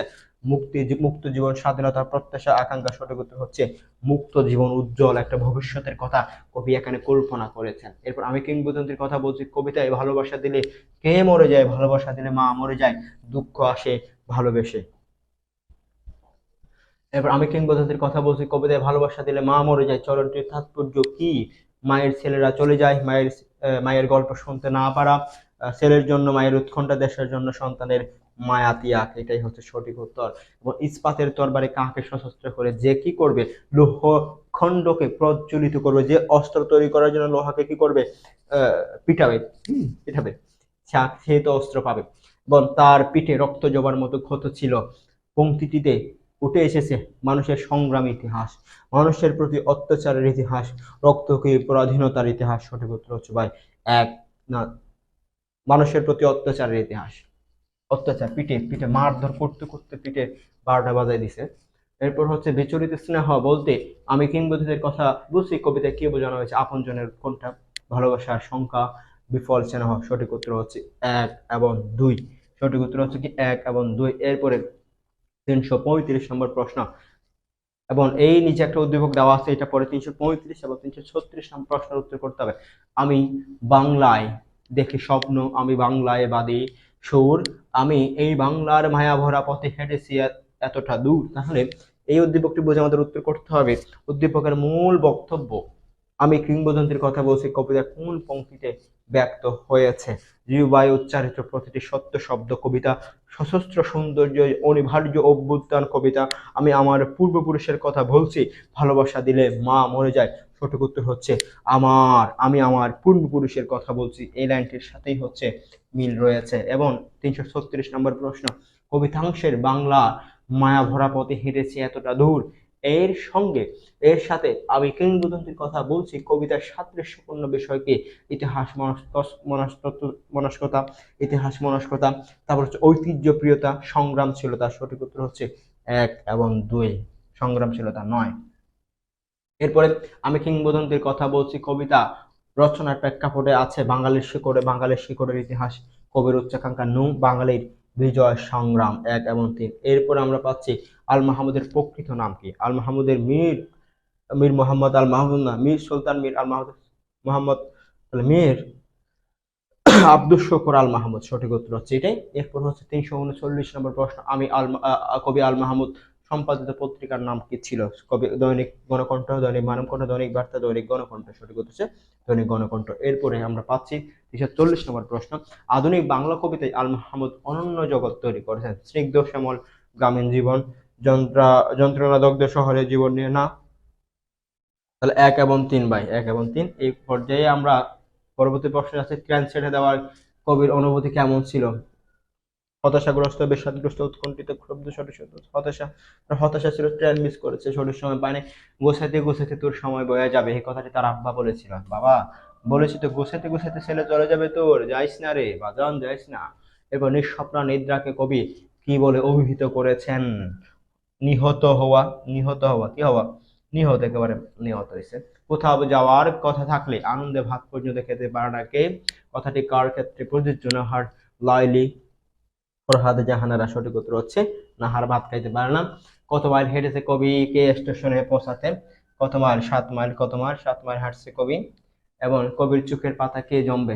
কবির চোখের পাতা শীতের বিন্দু জন্মে। শীতের বিন্দু কি করবে? জন্মে। জ্যাঠে আসিটা লিখতে হবে কবিতে। লাল সূর্য ওটাকে কবি কিসের মতন বলেছেন? নির্লজ্জের মতন। কিসের মতো? নির্লজ্জের মতো কবি বলেছেন। এরপরে বকের যাক কোন দিকে যাচ্ছে? বকের যাক হচ্ছে জলার দিকে, নদীর দিকে, ক্ষেতের দিকে, গ্রামের দিকে। সঠিক উত্তর ভাই জলার দিকে যাচ্ছে বকের যাক, কারণ মাছ টাছ খাবে, ছোট ছোট মাছ। কবির সামনে কিসের বাগান ভেসে ওঠে? কবির সামনে হচ্ছে কলার বাগান, কলা গাছের বাগান হচ্ছে কবির সামনে ভেসে ওঠে। এরপরে উৎকণ্ঠিত মুখগুলো হাত নেড়ে কবিকে সান্ত্বনা দিচ্ছিল কেন? গ্লানি মুছে নিতে পরিবারের। সঠিক উত্তর হচ্ছে ভাই ট্রেন মিস যেটা করছে এটার ব্যর্থতার জন্য। তারপর হচ্ছে নিঃস্বপ্ন নিদ্রায় নিহত হয়ে তাকে কবি কবিতা কি বোঝানো হয়েছে? অনুভূতিহীন হওয়া, অনুভূতিহীন হওয়া, অনুভূতিহীন হওয়া। এরপর হচ্ছে কুয়াশার সাদা পর্দা দোলানো বলতে কবিতা কি বোঝানো হয়েছে? কবির মুগ্ধতা, প্রত্যাবর্তনের রহস্য উন্মোচন, কবির বেকুল মনোভাব, প্রত্যাবর্তনের রহস্য উন্মোচন এখানে বলা হচ্ছে সাদা পর্দা। প্রত্যাবর্তন লজ্জা কবিতার মূল সুর কি? মূল সুর হচ্ছে নগরমুখীতে নু, মাতৃভূমি প্রীতি, পারিবারিক বন্ধন না। সঠিক উত্তর হচ্ছে মাতৃভূমি প্রীতি। এরপর হচ্ছে 354 নম্বর প্রশ্ন, দারুণ ভয় কবি মনের এই অনুভূতির প্রকৃত কারণ কি? ফিরে আসার গ্লানি, ট্রেন ছেড়ে দেওয়ার আশঙ্কা, পারিবারিক প্রতিকূলতা, স্বপ্নহীন নিদ্রা। সঠিক উত্তর হচ্ছে ফিরে আসার গ্লানি। 355 নম্বর প্রশ্ন, প্রত্যাবর্তন লজ্জা কবিতায় ফুটে উঠেছে শিকড়ে ফেরার আকুতি, কবির আত্মানুসন্ধান, বাংলার চিরায়ত পারিবারিক চিত্র। সঠিক উত্তর হচ্ছে 1, 2, 3 তিনটাই। এরপর আমরা দেখতে পাচ্ছি একটা উদ্দীপক, এটা পড়তে হবে এবং 356 এবং 57 নম্বর প্রশ্ন উত্তর করতে হবে। 357 নম্বর প্রশ্ন, চলো পড়ি। গ্রামের এক কোণে ছোট একটি বাড়ি, বৃদ্ধ বাবা বারান্দায় বসে তসবিহ জপ করছেন, মা উঠোনে বসে রান্নার জোগাড় করছেন, ছেলেমেয়েরা বড় হচ্ছে, তাদের চোখে মুখের স্বপ্ন, একে অপরকে নানাভাবে তারা সাহায্য করে, কাজকর্মে তারা সময়নিষ্ঠ ও সচেতন। তাহলে 356 নম্বর প্রশ্ন, উদ্দীপকটির সঙ্গে প্রত্যাবর্তন লজ্জা কবিতার সাদৃশ্য পূর্ণচরণ হচ্ছে জাহানারা কোনোদিন ট্রেন ফেল করে না, এটা হবে না। কত রাত তো অমনি থাকিস, ফরহাদ 8 ঘন্টা আগেই স্টেশনে পৌঁছে যায়, না। সঠিক উত্তর ভাই এখানে 1 এবং 3 হবে। আর এটা এই দুটো হচ্ছে একই, আর এটা অন্য কিছু। এরপর হচ্ছে 357, উদ্দীপকটি যে দিক থেকে প্রত্যাবর্তনের লজ্জা কবিতার সঙ্গে সাদৃশ্যপূর্ণ, চিরায়ত পারিবারিক চিত্র, পারিবারিক বন্ধন, চিরকালীন ব্যস্ততা। সঠিক উত্তর হচ্ছে 1 এবং 2। প্রত্যাবর্তন লজ্জা কবিতার উৎস কি? প্রত্যাবর্তন লজ্জার কবিতার উৎস হচ্ছে কি? বক্তিয়ারে গোড়া লোক লোকান্তর, কালের কলস, সোনালী কাব্য, সঠিক সোনালী কাব্য নেই, সোনালী কাব্য আল মাহমুদের। তারপর আমরা নাটকের যে গুরুত্বপূর্ণ এমসিকিউ বলে সেগুলো নিয়ে একটু আলোচনা করব। চলো তাহলে সিরাজউদ্দৌলা নাটকের অঙ্ক সংখ্যা কয়টি? 1 2 3 4। সঠিক উত্তর হচ্ছে 4টি অঙ্ক রয়েছে। এরপর হচ্ছে সিরাজউদ্দৌলা নাটকের প্রথম অঙ্কের প্রথম দৃশ্য আছে ফোর্ট উইলিয়াম দুর্গ, ফোর্ট উইলিয়াম দুর্গ। এরপর হচ্ছে যত বড় মুখ নয় তত বড় গ্রাস। সিরাজউদ্দৌলা নাটকের সংলাপটি কার? সিরাজউদ্দৌলা নাটকের সংলাপটি হচ্ছে প্ল্যাটনের। এরপর আমরা ব্রিটিশ সিংহ বহিরাজ গুটিয়ে নিলেন এ বড় লজ্জার কথা, এটা কে বলেছিল? এটা বলেছিল ভাই অমিচাঁদ। এটা বলেছিল কি? অমিচাঁদ। এরপরে ফরাসি ডাকাত আর ইংরেজরা অতিশয় সজ্জন ব্যক্তি কেমন কেমন? উক্তিটি কার? রায়দুল্লাহ, মানিক শাহ, সিরাজ এবং হচ্ছে হরওয়েল। সঠিক উত্তর হচ্ছে সিরাজ এই কথাটি বলেছে। 364 নম্বর প্রশ্ন, নবাব সিরাজউদ্দৌলা কাকে আলীন আলীনগরের দেওয়ান হিসেবে নিযুক্ত করেন? অমিচাঁদ, মানিক শাহ, মীর জাফর এবং রায়দুল্লাহকে। সঠিক উত্তর হচ্ছে কাকে? মানিক চাঁদকে। এরপর হচ্ছে আমরা সাদা নিশান উড়িয়ে দিয়েছি বাক্যটির মধ্যে দিয়ে কোন মনোভাবটি প্রকাশ পেয়েছে? সন্দেহ। কিসের? সন্দেহ। এরপর অর্থাৎ ঘুষ খেয়ে খেয়েছে তোমার, ঘুষ খেয়ে খেয়ে ঘুষ কথা যে অর্থে বদলে গেছে আপনার কাছে, সেটাকে উক্তিকার ইংরেজ মহিলা নো, হ্যারি, মার্টিন এবং প্ল্যাটিক। সঠিক উত্তর মার্টিন, মার্টিনের কথাটি বলেছে। ভূমিচাঁদের কাছে ভগবানের দাদামশাইয়ের চেয়ে বড় কি? দৌলত, দৌলত। এরপর একটা উদ্দীপক দেওয়া আছে 368 এবং 69 নম্বর প্রশ্নের উত্তর করতে হবে। স্বার্থের কারণে কায়ুম সাহেবের জীবনের চরম বিপর্যয়ে সময় স্ত্রী পুত্র কন্যা দূরে সরে যায়, অথচ বিশ্বস্ত বৃত্ত মকবুল জীবনের শেষ দিন পর্যন্ত কায়ুম সাহেবকে সেবা দিতে বদ্ধপরিকর ছিলেন। তাহলে উদ্দীপকের ভিত্ত মকবুল সিরাজউদ্দৌলা নাটকের কোন চরিত্রকে কি করে? কোন চরিত্রকে? চরিত্র অনুরূপ লুৎফা, মীর মর্দান, নারায়ণ সিং এবং হচ্ছে মোহনলাল। সঠিক উত্তর হচ্ছে এই নারায়ণ সিং, যিনি ছিলেন তার সিরাজউদ্দৌলার গুপ্তচর। নারায়ণ সিং ছিলেন সিরাজউদ্দৌলা কি? গুপ্তচর, গুপ্তচর। নারায়ণ সিং কি ছিল? গুপ্তচর ছিল। এরপরে দেখো উদ্দীপক সিরাজউদ্দৌলা নাটকে যে ভাব প্রকাশিত হয়েছে স্বার্থন্ধতা, ব্যক্তি জীবনের বিপর্যয়, বিশ্বস্ততা। সঠিক উত্তর হচ্ছে 1 2 3। এরপর 8টা উদ্দীপক রয়েছে 370 এবং 71 নম্বর প্রশ্নের উত্তর করতে হবে। সালভেদর সালভেদর আলেন্দে ছিলেন কি ছিলেন? আলেন্দে ছিলেন চিলির নির্বাচিত প্রেসিডেন্ট। তবে হচ্ছে 1973 সালে দেশের সেনাবাহিনী তাকে হত্যা করে ক্ষমতা গ্রহণ করে আলেন্দো কর্তৃক নিয়োগপ্রাপ্ত জেনারেল পিনোচেট। ঠিক আছে, তাহলে 370 উদ্দীপকের পিনোচেট এর সিরাজউদ্দৌলা নাটকের কোন চরিত্রের সাথে সর্বাধিক মিল রয়েছে? জগৎ শেঠ, অমিচাঁদ, ওয়াটসন এবং মীর জাফর। সঠিক উত্তর হয় বিশ্বাসঘাতক এই মীর জাফর। উভয় চরিত্রের সাদৃশ্যগত বৈশিষ্ট্য হচ্ছে ক্ষমতা নিষ্পা, বিশ্বাসঘাতকতা, কাপুরুষতা 1 এবং 2। আমার নালিশ আজ আমার নিজের বিরুদ্ধে, নবাব সিরাজউদ্দৌলার এই ত্রুটির কারণ কি? তিনি সময় মতো ব্যবস্থা নিতে পারেননি, তার ক্ষমাশীলতার নীতি বিপর্যয় ঘটিয়েছে, তিনি প্রজাদের নিরাপত্তা বিধান করতে পারেননি, তিনি শত্রু মিত্র চিনতে ব্যর্থ হয়েছেন। সঠিক উত্তর হচ্ছে তিনি প্রজাদের নিরাপত্তার বিধান করতে পারেননি। এবার সিরাজউদ্দৌলার প্রজা সাধারণের কাছে নিজেকে অপরাধী মনে করার অন্তর্নিহিত কারণ তিনি প্রজাদের সুখ স্বাচ্ছন্দ্যের বিধান করতে পারেন নাই। এরপর হচ্ছে পরবর্তী প্রশ্ন, অমিচাঁদ এই যুগের সেরা বিশ্বাসঘাতক। সিরাজউদ্দৌলা নাটকের উক্তিটিকার মীর জাফর, জগৎ শেখ, রায়বল্লভ এবং ক্লাইভ। সঠিক উত্তর ক্লাইভ এই কথাটি বলেছে। এরপর সবাই মিলে সত্যি আমরা বাংলাকে বিক্রি করে দিচ্ছি না তো? সিরাজউদ্দৌলা নাটকের উক্তিটি কার? মীর জাফর, জগৎ শেখ, অমিচাঁদ এবং গসিটি বেগম। সঠিক উত্তর হচ্ছে মীর জাফর এই কথাটি বলেছে। নবাবের কোনো ক্ষমতা নেই, নবাবের কিনে কোনো ক্ষমতা নেই। সিরাজউদ্দৌলা নাটকে ক্লাইভের কথা বলার অর্থ কি? নবাব শাসক হিসেবে দুর্বল, নবাবের অস্ত্রশস্ত্র যথেষ্ট না, নবাবের নিকট জনরা অবিশ্বস্ত।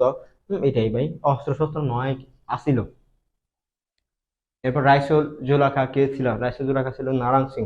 কে ছিল? নারায়ণ সিং। এটা হচ্ছে সিরাজউদ্দৌলার কি? গুপ্তচর ছিল।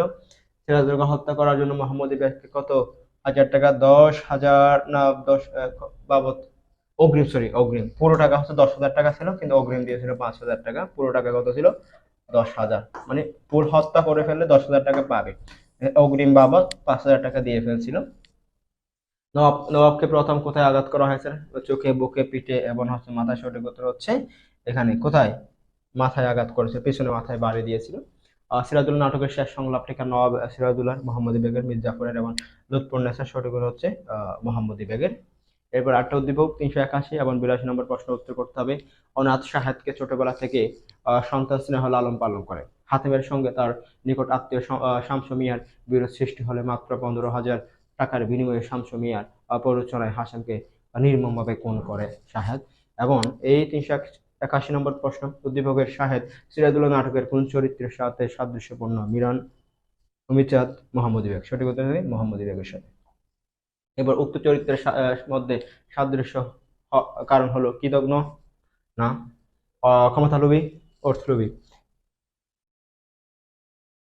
ক্ষমতালোভী, অর্থলোভী না ক্ষমতালোভী? ক্ষমতার লোভ ছিল না, সরি সরি, ক্ষমতার লোভ ছিল না। কৃতজ্ঞ, কৃতজ্ঞ ছিল, কৃতজ্ঞ, আমি কৃতজ্ঞ মনে করছি, এটা হচ্ছে কৃতজ্ঞ। 1 এবং 3 হবে। উপন্যাস। চলো আমরা তাড়াতাড়ি যাই। সৈয়দ ওয়ালিউল্লাহ সর্বশেষ কর্মস্থল কোথায় ছিল? পেরেজ, পেরেছে ছিল। ওকে। এরপরে লাল সালু উপন্যাস কত সালে প্রকাশিত হয়েছিল? লাল সালু উপন্যাস 48। এরপর হচ্ছে লাল সালু কি ধরনের উপন্যাস? সামাজিক সমস্যামূলক একটা উপন্যাস। এরপরে পরবর্তী প্রশ্ন, লাল সালু উপন্যাসের প্রতিপাদ্য বিষয়? মাজার কেন্দ্রিক ধর্ম ব্যবসা, অর্থনৈতিক দ্বন্দ্ব, কুসংস্কার আচ্ছন্ন সমাজ। সঠিক উত্তর হচ্ছে 1, 3।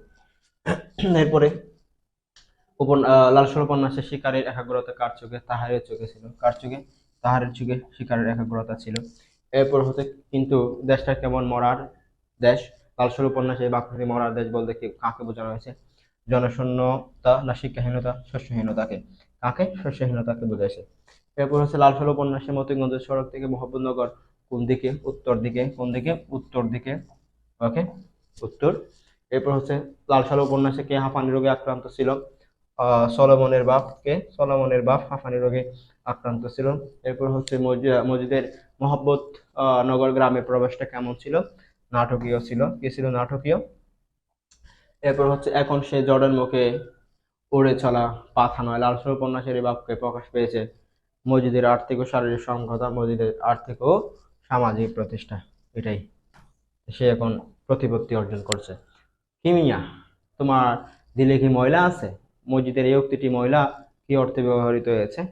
সন্দেহ, সন্দেহ ভাই, কি না, সরি, ময়লা আছে। এটা বুড়া, ওই যে বুড়াকে বলেছিল তাহার কাদের বাপকে, তাহলে ময়লা আছে মানে পাপ। পাপ, সন্দেহ, তাহলে পাপ বোঝাচ্ছে। কি বোঝাচ্ছে? পাপ। ওকে, ঠিক আছে, পাপ বোঝাবে। খেলোয়াড় চলে গেছে, খেলবে কার সাথে? লাল সালু উপন্যাসের এই উক্তিটি খেলোয়াড় কে? আওয়ালপুরের পীর, তাহার কাদেরের বাপ আক্কাস এবং খালেক বাবার। খেলোয়াড় কে ছিল? তাহার কাদেরের বাপ, যে মসজিদ একেবারে পছন্দ করতো না। মসজিদ কখন আওয়ালপুরে উঠেছিল? সূর্য উদয়ের সাথে, সূর্য হেলে পড়লে, দুপুরের পূর্বে, সূর্য ডুবে গেলে, সূর্য হেলে পড়লে। এরপর 396 নম্বর প্রশ্ন, ধলা মিয়াকে আওয়ালপুরের পীরের কাছে পাঠিয়েছেন, পাঠিয়েছেন কেন? সরি, পাঠিয়েছেন কে? ধলা মিয়াকে আওয়ালপুরের পীরের কাছে পাঠিয়েছেন কে? খালেক ব্যাপারী, রহিমা, তানু বিবি, আমেনা বিবি এবং খালেক ব্যাপারী। সঠিক উত্তর হচ্ছে খালেক ব্যাপারী আমেনা বিবির অনুরোধে পাঠিয়েছিল। তানি বুঝি দোলার ভাব। জামিলা কার সম্পর্কে উক্তিটি করেছে? মজিদ। মজিদকে দেখে মনে হয়েছিল দোলার বাপ, কিন্তু এটাই যে জামাই। রহিমা ভয় পায় খুদাকে, মাজারকে, মসজিদকে। সঠিক উত্তর হচ্ছে 1, 2, 3, তিনটাকে ভয় পায়। এরপর 399 নম্বর প্রশ্ন, বিশ্বাসের পাথরে যেন খুদায় সে চোখ। তাহলে উক্তিটির তাৎপর্য কি? নির্দ্বিধায় বিশ্বাস করা, বিশেষ ক্ষমতার অধিকারী মনে করা, অন্ধভাবে বিশ্বাস করা। সঠিক উত্তর হচ্ছে 1 এবং 3, বিশেষ ক্ষমতার অধিকারী মনে করা, এটা কখনোই নয়। এরপরে একটা উদ্দীপক আছে এবং এখান থেকে 400 নম্বর প্রশ্নের উত্তর করতে হবে। পীর সাহেব নিজের স্বার্থ উদ্ধারের জন্য নানা প্রতারণার আশ্রয় নেন। সে জানায় সে মানুষ নিয়তি ও পরিণতি সম্পর্কে রুহানি শক্তির মাধ্যমে অবগত হতে পারে। এখানে দেখো 300, এখানে 400 নম্বর প্রশ্ন দেখো। তাহলে উদ্দীপকটি লাল সালু উপন্যাসে যে চরিত্রের সঙ্গে সাদৃশ্যপূর্ণ, তাহলে কোন চরিত্রের সঙ্গে সাদৃশ্যপূর্ণ? তাহলে এখানে মজিদ, আওয়ালপুরের পীর, খালেক ব্যাপারী এবং হচ্ছে ধলা মিয়া। তাহলে আমরা এখানে সঠিক উত্তর নিতে পারি কাকে?